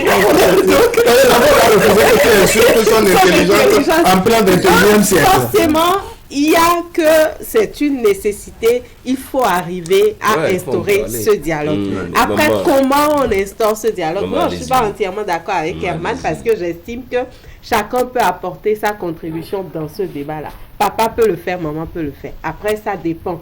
Moi, j'ai vu des familles dans lesquelles c'est papa qui peut vraiment... D'accord, on a un téléspectateur en ligne, Zakiat, je vous coupe un peu. Téléspectateur en ligne, bonjour. Bonjour, bravo. Ah, papa 3P. Oui, c'est Papa Trompé depuis Sinandé. Depuis Sinandé, on vous écoute sur le sujet. Oui, comment vous vous portez? Nous allons très bien par ici. D'accord. Et le sujet que vous aviez amené là, nous, votre papa là, nous on a grandi. Même moi, dans une pièce là, nous sommes près de 15 et 20. Et on reste avec mon papa, nos mamans. Vous qui êtes en train de parler là, vous qui parlez sur à la télé, tout le monde vous écoute là. Vous avez été éduqués aussi. Nous savons tous comment les parents font. Les enfants filles là, la maman quand elle regarde, elle voit que sa fille a commencé à faire cela. C'est la maman qui appelle sa fille et ils sont dans la chambre, commence à éduquer la fille. C'est ça. Le papa aussi, quand il voit ces garçons en train d'agiter, le papa aussi dit attention, fais comme ça, fais ceci. Mais la manière dont vous dites à la télé qu'il faut parler de sexualité, nous-mêmes là, à notre âge, depuis plus de 60 et quelques années là, que moi j'ai aujourd'hui là. Mes parents en ont parlé, mais il y a une manière de parler. Voilà. Mais ce que vous dites à la télé, c'est ça qui fait que les enfants aussi là. Bon, et il faut, quand on est au CG là, nous faisons la biologie dans le temps là, on dit, comment vous avez SVT, mais on parlait de tout ça là. Mais pourtant, il n'y avait pas si ces gens de désordre. C'est que c'est les enfants d'aujourd'hui, quand ils sont têtus, reconnaissant que les enfants sont têtus et ils font ce qu'ils veulent. Sinon, aucun parent n'a pas le souci de ses enfants. Quand vous commencez par avoir l'âge, les parents savent. Ils connaissent déjà et ils savent ce qu'ils vont dire. Alors, Papa Trompé, j'ai une question. Oui. Est-ce que vous ne pensez pas que les téléphonies mobiles, j'allais plutôt dire les téléphones portables, les smartphones et autres, la nouvelle technologie, de façon résumée, a contribué à ce que les enfants découvrent eux-mêmes, n'est-ce pas, la sexualité sur la toile? Oui, justement, c'est ça le problème. C'est le grand problème. La manière dont, quand vous regardez vos portables là, les enfants regardent là, on dit il y a telle position, il y a telle chose là, et c'est ça qui rend malade. Vous comptabilisez le nombre de jeunes qui meurent à cause de ça là. Donc la sensibilisation que moi je demande là, il faut que vous arrivez, vous-même vous êtes là, à votre âge maintenant là, vous avez fait ces bêtises là. Mais pourquoi les autres ils font? C'est la question posée. Vous-même vous êtes éduqués, oui. Est-ce que vos papas, vos mamans vous ont fait asseoir comme ça là, pour parler comme ça là? Mais pourtant, ça ne se passe pas en votre temps, vous, avec votre âge là. Mais pourquoi ceux qui vous ont suivi là, ils déraillent? D'accord. Donc, en résumé, il faut sensibiliser les enfants. C'est là le problème. C'est que les enfants disent que le temps a changé. Et le temps qui a changé, je dis que quel temps qui a changé? Le soleil se lève où? Le soleil se couche où? Oui, c'est vrai, le soleil se lève à son lieu habituel, se couche au même endroit. Mais disons-nous la vérité, papa 3P, je voudrais pas être très impertinent. Mais est-ce que vous n'êtes pas conscient de ce que les réalités de votre époque et les réalités d'aujourd'hui, vraiment, il y a un peu comme du jour et la nuit? Oui, tout ça là. Vous me mettez en ce temps là, il y a une évolution. Même avec les radios seules là, il y a une évolution que les messages passaient, oui. Même la télé noir blanc là, il y a des trucs là qui se passent, oui. Mais il faut que vous, les journalistes là, vous arriviez à encadrer. On ne doit pas suivre, nous avions notre coutume. D'accord. Notre coutume là, et les autres c'est leur coutume, ils ne peuvent pas imposer leur coutume à nous. D'accord. Ne nous laissons pas que les gens nous emballent. D'accord. Papa 3P, merci beaucoup. Ok, bonne journée. Dites bonjour aux populations de Sinandé. Ma grande femme, je vous dis bonjour. Bonjour le grand mari, Papa 3P. Vous avez plein de rivaux sur ce plateau. D'accord. C'est le grand mari. Le grand mari depuis Sinandé. Un autre téléspectateur en ligne très rapidement. Bonjour. Merci de vous présenter. Bonjour le plateau. Bonjour. Bonjour. On m'appelle Lukman Tanko. J'appelle depuis Apapa à Congono. Lukman Tanko depuis Apapa. Oui. On vous écoute. Vous vous souvenez de la chanson là? Oh, attention les enfants, dans les enfants d'aujourd'hui, est-ce qu'on a encore besoin de parler de sexualité? La dernière fois, c'était chez une cousine de sa petite fille de 5 ans. Elle m'a démontré le schéma sexuel. Elle m'a expliqué comment son papa a ancêtré sa maman. Comment elle est venue au monde. Et elle me pose la question que si on se marie pas, est-ce qu'on peut faire enfant? Et je dis, quoi, tu as appris ça où? Elle me dit, je regarde, non? Je regarde la télé, non? Tu vois, même dans les dessins animés là, il y a les amoureux, non? Je dis, c'est quoi ça encore? Une fille de 7 ans, elle m'a démontré A sur B comment on peut faire le rapport sexuel, comment on tombe enceinte, comment on accouche. J'étais vraiment, je sais pas quoi, j'étais dépassé. Et ça m'a dit, tu dis quoi? J'ai dit, peut-être, laisse-la parler un peu. Mais à partir de cet instant, est-ce que vous n'avez pas dit que bon, le vin est déjà tiré, il faut reconsidérer les choses et en tenir compte et encadrer votre enfant en conséquence? Moi, je crois que le sujet du sexe aujourd'hui n'est plus un sujet tabou. C'est ça. Parce que aujourd'hui maintenant, les enfants ils connaissent mieux que nous. Ils ont leur monde. Et avec la nouvelle technologie, même les dessins animés aussi. Oui. Parce que même si tu les laisses là, comment on les regarde les dessins animés, à un moment donné, toi tu n'es pas là, ils vont taper, ils vont aller des novellas, voir un peu de... Donc ils comprennent tout. Le mieux maintenant, je crois que c'est de les conscientiser maintenant, de les parler maintenant, de leur dire les avantages et les inconvénients. Attention, si tu tombes sur un homme, te touche. Moi, par exemple, maintenant, je ne suis pas encore une fille. Je suis pas encore une fille qui est proche de moi, avec qui je veux parler de sa mère, les nièces, et puis j'ai des garçons.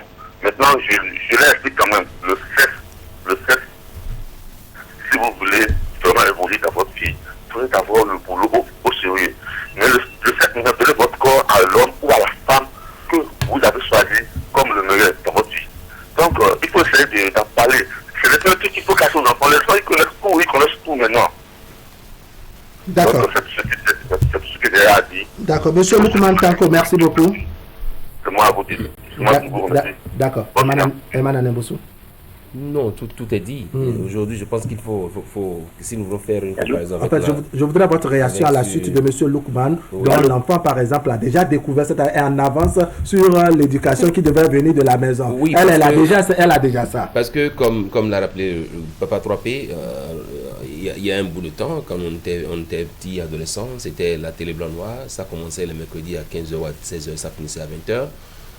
Et puis les samedis, si on fait grâce, c'est 14h, ça finissait. Donc, les parents avaient un contrôle sur ce que nous suivions à la télé. Aujourd'hui, vous n'êtes pas à la maison, l'enfant suit la télé. Et à moins que vous soyez papa qui porte dans son sac le décodeur. Et donc, l'enfant, vous suivez la télé, l'enfant, il découvre un geste que vous voulez raccrocher, il dit non, c'est la rediffusion. Ça veut dire que l'enfant a déjà suivi ça. Donc, je pense que c'est à la fois aux télé, aux médias, de pouvoir également travailler à réguler un peu ces choses. Je pense que c'est très important. Ça, prenez le téléspectateur, Manani Mbossou. Monsieur Ali, bonjour. Allô? Allô? Bonjour, monsieur Ali. Oui, je vous attends toujours. Présentez-vous, s'il vous plaît. Moi, c'est M. Adissa, depuis Bégamin. Ah, depuis Bégamin. Oui, M. Adissa. Oui.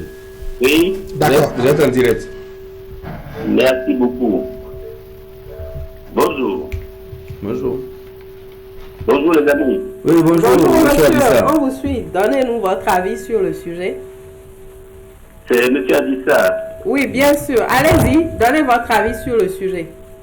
Très bien. Alors, je commence par vous féliciter pour le sujet. Merci. La première préoccupation va d'abord au niveau du titre, de la formulation du titre. J'ai un petit problème lorsque vous dites parler de sexualité aux enfants. Je pense que ce qui serait bon de dire, c'est parler de la sexualité avec les enfants. D'accord. Parler de la sexualité aux enfants, je pense qu'aujourd'hui, notre système éducatif a déjà retenu qu'il faut parler de la sexualité. Donc, on parle déjà de l'anatomie, de la physiologie et de la génétique. On parle de la sexualité aux enfants. Mais le problème que vous voulez certainement mettre en exergue, c'est comment aborder la question de la sexualité avec les enfants. En effet. Parce que de toutes les façons, les enfants, eux, ils vont toujours venir vers vous. Est-ce que nous avons le devoir de les écouter et de parler avec eux de ce qui nous occupe, ou de fuir la question que les enfants nous posent? Je pense que la première réponse qu'il faut donner, c'est oui, il faut parler de la sexualité avec les enfants. C'est la meilleure façon de préparer les enfants question de sexualité et pour éviter qu'ils ne tombent dans ce que aucun parent ne souhaite, parce que les parents qui ne souhaitent pas que les enfants tombent dans les travers de la sexualité, ce sont ces parents justement qui fuient de parler de la sexualité avec eux. Donc je pense que c'est oui, il faut parler de la sexualité avec les enfants. D'accord. Je crois qu'il n'y a pas d'âge pour parler de la sexualité avec les enfants. Il y a des enfants qui sont spontanés, qui posent des questions. Il y a des enfants qui ne sont pas spontanés. Oh là là, M. Adissa est parti alors qu'il était dans un très bon développement. On a encore quelques minutes, si tout va bien, certainement, qu'il va nous rejoindre, mais on a un autre qui le suit directement. Téléspectateur, dit bonjour. Bonjour, Eman, bonjour. Merci de vous présenter. Bonjour, le plateau, c'est M. Mathieu. Monsieur Mathieu, vous nous appelez d'où ce matin? Depuis Akogbato. Depuis Akogbato, on vous écoute. Et c'est un sujet qui n'est plus d'actualité. Ah bon? Oui, c'est un sujet qui n'est plus d'actualité. Je vais vous donner juste un petit exemple. Vous, Arabe qui est là, vous est-ce que en votre temps, cela n'existait pas? On faisait, est-ce que ça se faisait comme cela se fait aujourd'hui? Eman qui est là, Eman, vous êtes de Gléoué. Vous êtes de Gléoué. Et vous, aujourd'hui, on a tendance de dire, quand vous rencontrez une femme, elle vous demande de la lécher. Elle ne sait pas de quoi est constituée votre langue. Ah, sans ça là, je ne jouis pas. Hein. Sans ça là, sans me lécher là, je ne jouis pas. Le non, monde aujourd'hui. En fait, ce matin, il s'agit de comment parler de la sexualité avec les enfants. Excusez-moi, voilà. Je viens. Voilà. Donc, la sexualité aujourd'hui, c'est ce que nous assistons, les feuilletons. On permet aux enfants d'aller, on dit c'est le congé, feuilleton. Du moment où les enfants regardent ce genre de feuilleton, ils vont copier tout ça. Comment l'on embrasse l'autre, comment on fait le bisou, tout ça, c'est en train de neutraliser, de transgresser les normes sociales de la réalité africaine, notamment celle du Bénin.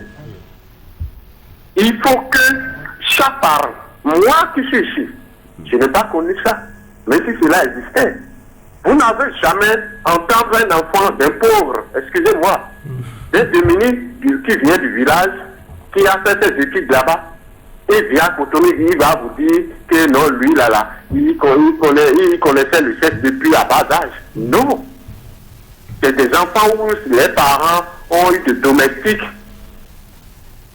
ou des soeurs, des petites soeurs, ou des nièces à côté, des personnes qui sont nantis, c'est les enfants qui ont copié tout ça, parce qu'ils ont l'intérêt de regarder la télévision pendant les vacances, pendant les congés. D'accord. Alors, monsieur Mathieu, ça sous-entend que le sujet est vraiment d'actualité. Les réalités d'avant que vous avez décrites, celles qui sont les réalités de Wahab et d'Herman que vous avez nommément citées, et les réalités d'aujourd'hui avec la prolifération des téléphones portables et autres, vous ne voyez pas que le sujet a vraiment d'intérêt de manière à ce que tout n'aille pas dans différentes directions?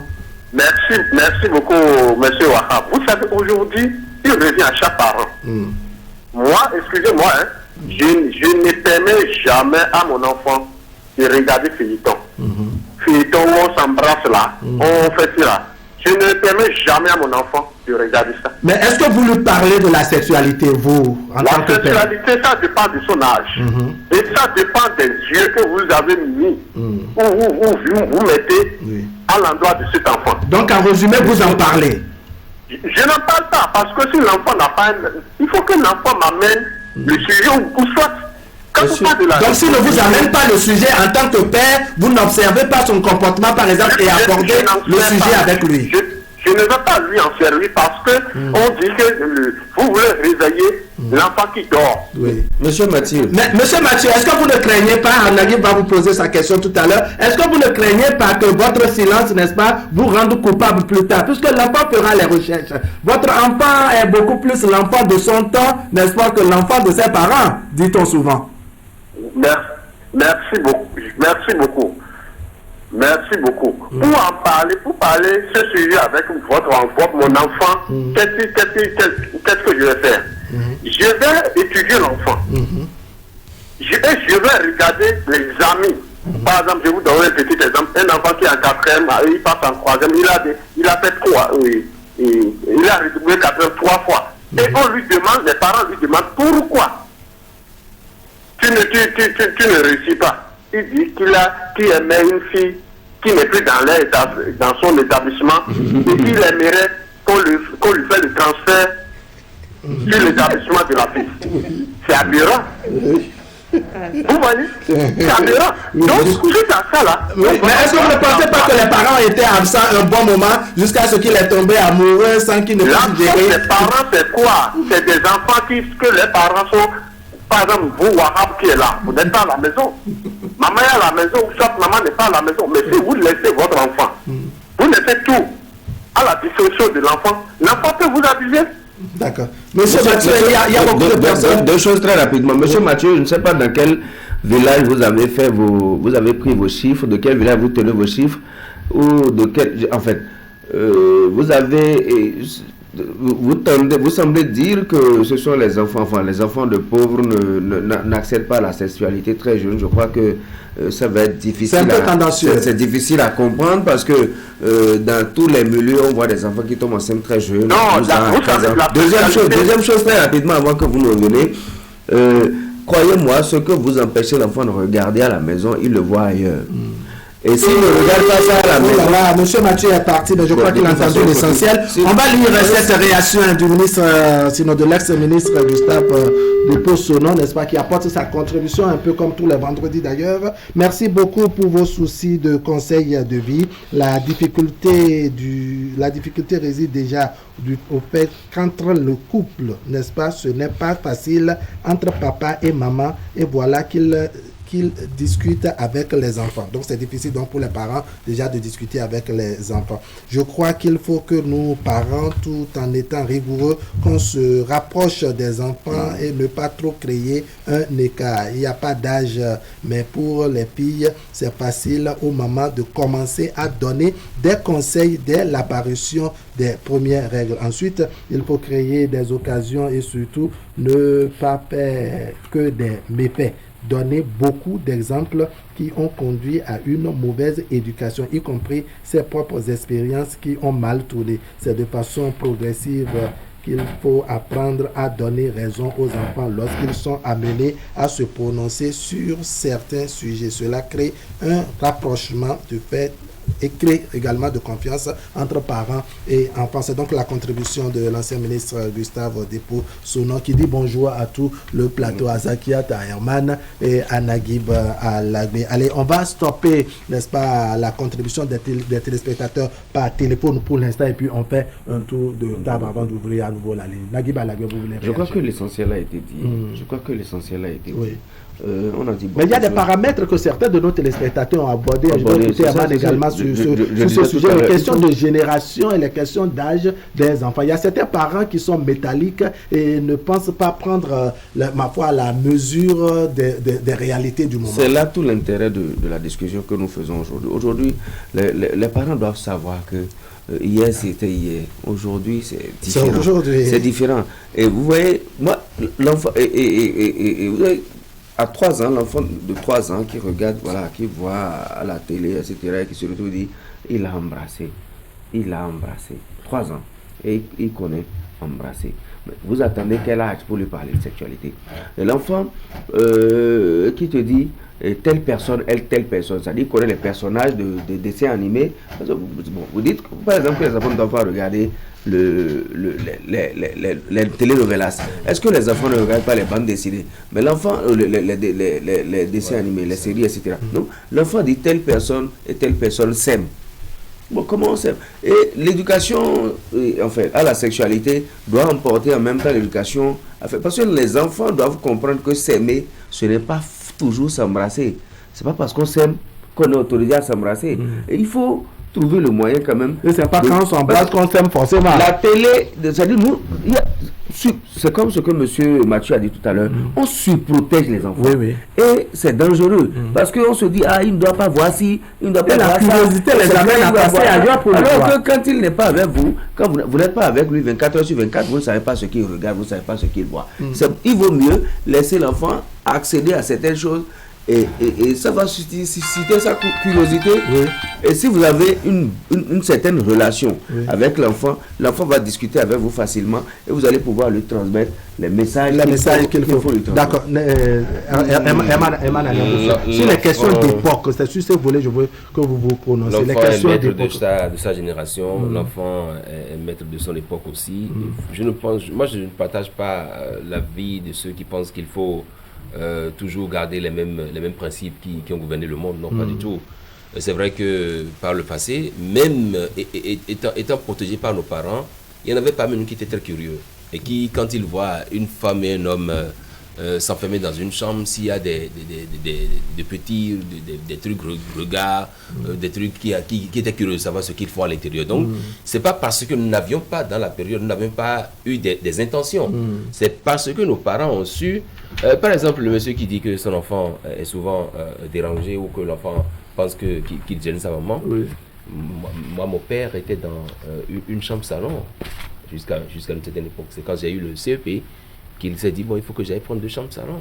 Mais dans une chambre salon, j'ai jamais pu constater que ce que mon père faisait avec ma maman. Ça veut dire que mon père trouvait l'occasion et il dormait avec nous au salon et puis après il est le premier à se réveiller très tôt pour aller au boulot et tout. Donc, comme le soleil, qui se couche à donc ça se réveille à un autre endroit. J'ai jamais pu se prendre. Aujourd'hui, vous avez des parents qui font le truc devant leurs enfants parce qu'ils se disent que pas du tout.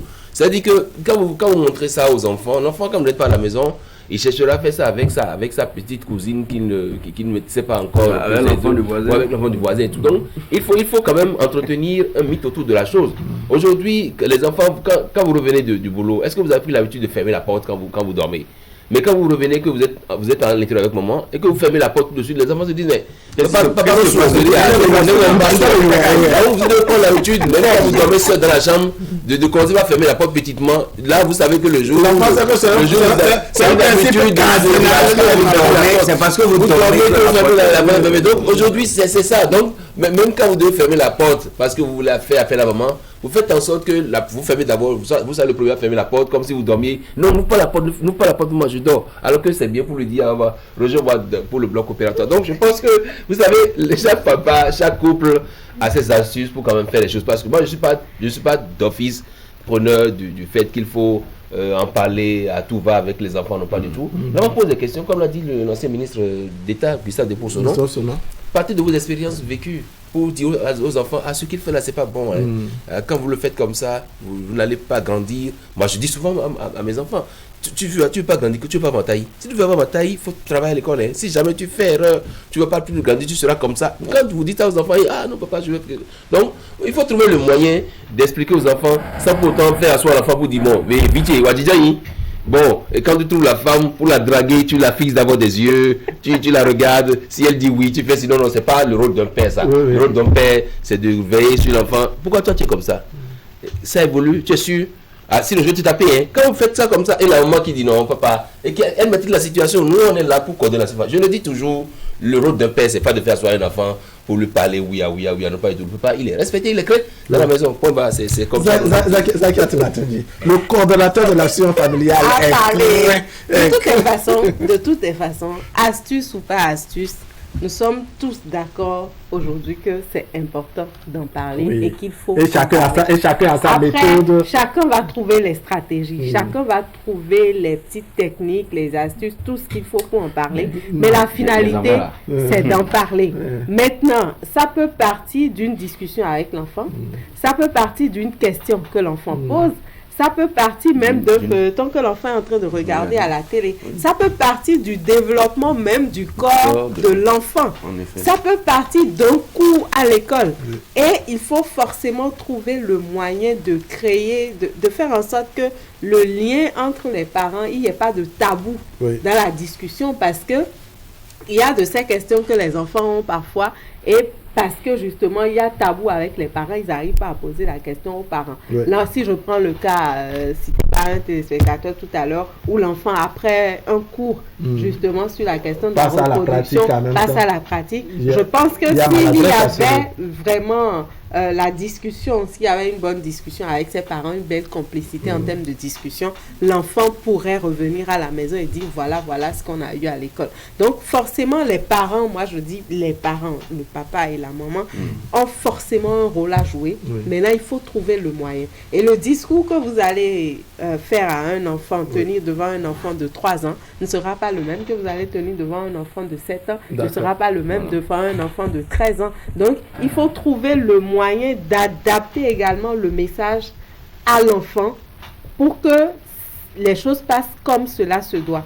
Maintenant, si vous trouvez les astuces qu'il faut, bon, mais les enfants d'aujourd'hui, si vous trouvez des astuces que vous allez trouver, il va vous démontrer en même temps pendant que vous venez avec ça.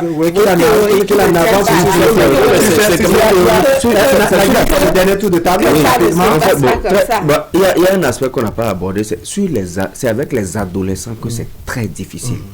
À un certain âge, à partir de 12 ans, 13 ans, 14 ans, les adolescents... C'est qui déjà le caractère secondaire apparaît très difficile. Et donc, vous savez, si vous observez, vous allez voir que beaucoup de filles ont perdu leur virginité parce qu'elles paraissaient idiotes aux yeux de leurs camarades qui avaient déjà franchi le Rubicon. Et donc, elle qui avait encore sa virginité, elle avait l'impression d'être idiote. Et c'est en ce moment que le rôle du parent, le rôle des parents est important. Pour le dire, mais il faut montrer à l'enfant que le sexe, c'est pas quelque chose de banal. Même, quand bien même vous avez les caractères sexuels, vous vous sentez femme, à un certain moment, vous avez des émotions, des sentiments. Le sexe, on ne va pas au sexe pour du jeu, on ne va pas au sexe parce qu'on veut découvrir ou parce qu'on veut savoir, bon, dès au final, qu'est-ce qu'on ressent. Non, il faut en parler pour dire à l'enfant toute l'importance de cette question-là et tout ce qu'il y a derrière. Donc, papa, avec par exemple une fille, l'enfant femme, ce n'est pas le père qui va lui expliquer par exemple tout ce qu'il y a derrière, ou tout ce qu'on peut ressentir. Parce que vous savez, c'est quelque chose, c'est un ressenti par lequel on est passé, soi-même en tant que parent. C'est-à-dire que quand vous êtes femme, vous avez dû ressentir ce que la fille est en train de ressentir à son âge, à 15 ans, à 16 ans, à 14 ans. C'est-à-dire que tout ce qui peut bien se passer dans la tête de la fille. Et donc, je crois que la mère est plus adaptée pour apporter les bonnes réponses à ce moment-là. Néanmoins, le papa doit accompagner. D'accord. Merci beaucoup. C'est le dernier tour de table. Oui, dernier tour de table. Il dit que c'est à l'adolescence ou à l'adolescent, on est difficile à contrôler. Je ne partage pas trop cet avis. Un oncle à moi, Étienne Koupa, qui paie à son âme aujourd'hui, il n'est plus là. Il nous commandait. Il te donne 100 francs, va me prendre du cuculi ou du gari à côté, chez la dame, dans la maison où vivait en ce moment-là sa copine. Et arrivé là, tu n'avais pas le courage d'aller voir directement la copine pour lui dire, mon oncle t'appelle. Tu fais seulement d'acheter. Le gari, on te dit, on ne va pas doigt ici, non, je vais acheter. Non, mais parce que vous avez été formé pour ça. Donc tu t'arranges pour que la dame sache que l'oncle est là. Koupa qui tienne, qu'il était là, qu'il est venu parce qu'il ne vivait pas avec nous, mais il venait de temps en temps. Donc tu t'arranges. C'est d'ailleurs l'enfant vous voyez voir en même temps Koupa qui est quand la dame me voit, elle sait que donc elle voit directement Koupa qui. Donc vous voyez, c'est comme ça que nous avons été éduqués. Et donc, et puis comme je l'ai dit, il y a beaucoup d'autres personnes dans mon entourage là. Je fais souvent allusion à Aïda Soroné, qui était professeur de mathématiques, qui nous disait ne fais pas ça. Mais lui, il pouvait faire ça. Donc, ne faites pas ce que je fais. Ne faites pas ce que je dis. Donc, du coup, on a grandi. On va dire merci à Herman Menton qui nous a appelé ce matin depuis Lokossa, appelle depuis Agla de Saint-Tiche-Quincon. Le grand frère veut parler. C'est qui? Allô, ah oui. Allô, bonjour, grand frère. Oui, vous voulez dire un mot sur le sujet? Présentez-vous. Je ne vais pas dire un mot. Moi, j'ai envoyé un invité de ASP, on dit qu'on n'a pas payé. Qui D'accord, c'est Clovis Agosto qui voulait, comme il a fait l'habitude d'intervenir souvent sur le sujet. Alors donc, on dira merci à M. Herman Menton qui nous a appelé depuis Lokossa, M. Saint-Tiche-Quincon depuis Agla également, Bruno Zadi qui nous a appelé depuis Vedoko, il y a notre ami M. Aïe depuis Paouin, c'est l'ami de Zakiat Latungi, Mme Carole Claire à Romain-Tognon, j'espère que je prononce bien, si je prononce mal, et bien toutes mes excuses. Elle nous a appelé tout ce matin depuis José, Alice, Maoula Roy depuis Aïbaté, Papa 3P depuis Sinandé. Hein. On dit bonjour aux populations de Sinandé. Lukman Tanko depuis Akpakpa, Monsieur Adissa qui est parti très rapide un peu plus tôt, et puis Monsieur Mathieu qui nous a appelé depuis Akokbato. On va dire merci à ceux qui nous ont accompagnés ce matin également, Monsieur le ministre d'État Gustave Depo-Sono, Aladji Albarka Abou Mamadou depuis Boycon, et notre confrère Ghislain Jérôme Giroquin qui apporte sa contribution au sujet de ce matin. On va faire venir par ici l'enfant Claudio, mais avant je vous le dis. Merci Nagui Balagbe, merci Zakiat Latungi, merci Herman Anembossou, merci également à tous ces téléspectateurs qui se sont bousculés au bout du fil et qui n'ont pas eu la ligne ce matin. On va se retrouver vendredi, mais l'enfant Claudio va nous rejoindre d'abord.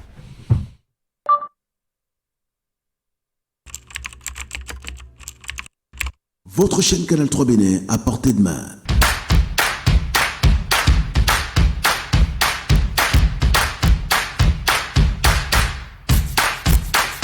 Découvrez désormais, depuis votre smartphone ou tablette, toute l'actualité nationale et internationale, vos émissions préférées de la chaîne Canal 3 en live 24/24, où que vous soyez, à travers son application disponible en téléchargement libre sur Play Store. Canal 3 et sur le www.canal3television.com, vous êtes les bienvenus. Canal 3, la passion de l'image. Désormais, le restaurant La Table du Maire s'occupe de votre petit déjeuner. Prenez rendez-vous du lundi au vendredi à partir de 7h pour déguster nos différentes formules de petit déjeuner. Recevez en bonus un journal fraternité pour la formule municipale. Le petit déjeuner à La Table du Maire, c'est aussi s'informer à travers les quotidiens les plus lus de la place. Nous sommes situés dans la 2e rue à gauche, après l'entrée principale de la mairie de Cotonou, en quittant le feu tricolore du ciné Okbeoloa. La Table du Maire. Satisfaire votre appétit est notre préoccupation.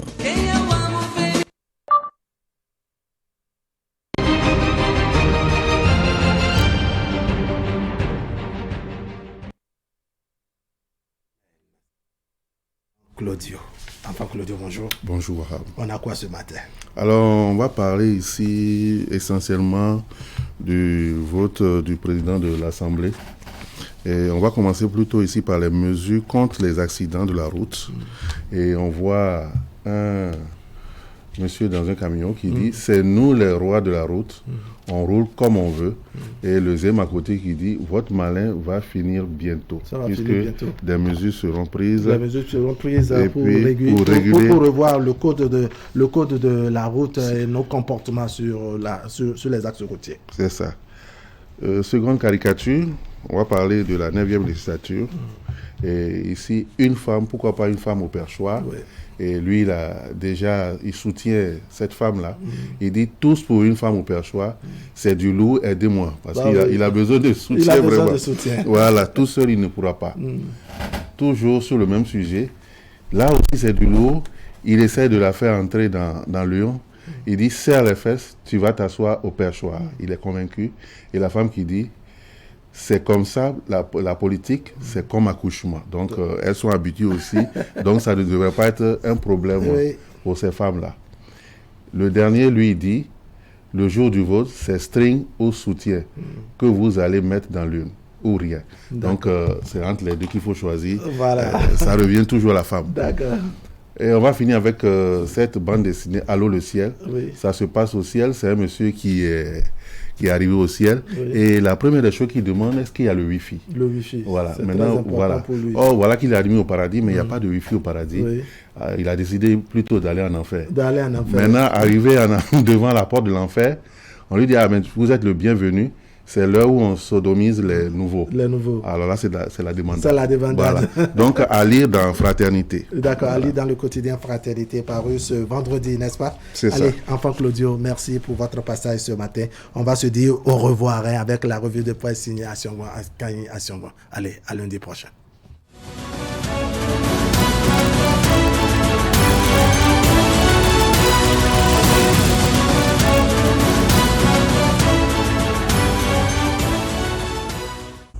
Bonjour à toutes et à tous. Ce jour, le matinal nous propose un retour sur les lieux du drame de Dassa-Zoumé et renseigne que la région des 41 collines était le dimanche 29 janvier 2022 le théâtre d'un accident meurtrier qui a endeuillé toute la nation béninoise. Une quinzaine de jours environ après, la scène macabre continue d'alimenter les discussions au sein des riverains qui se posent des questions sans suite sur l'origine réelle du drame.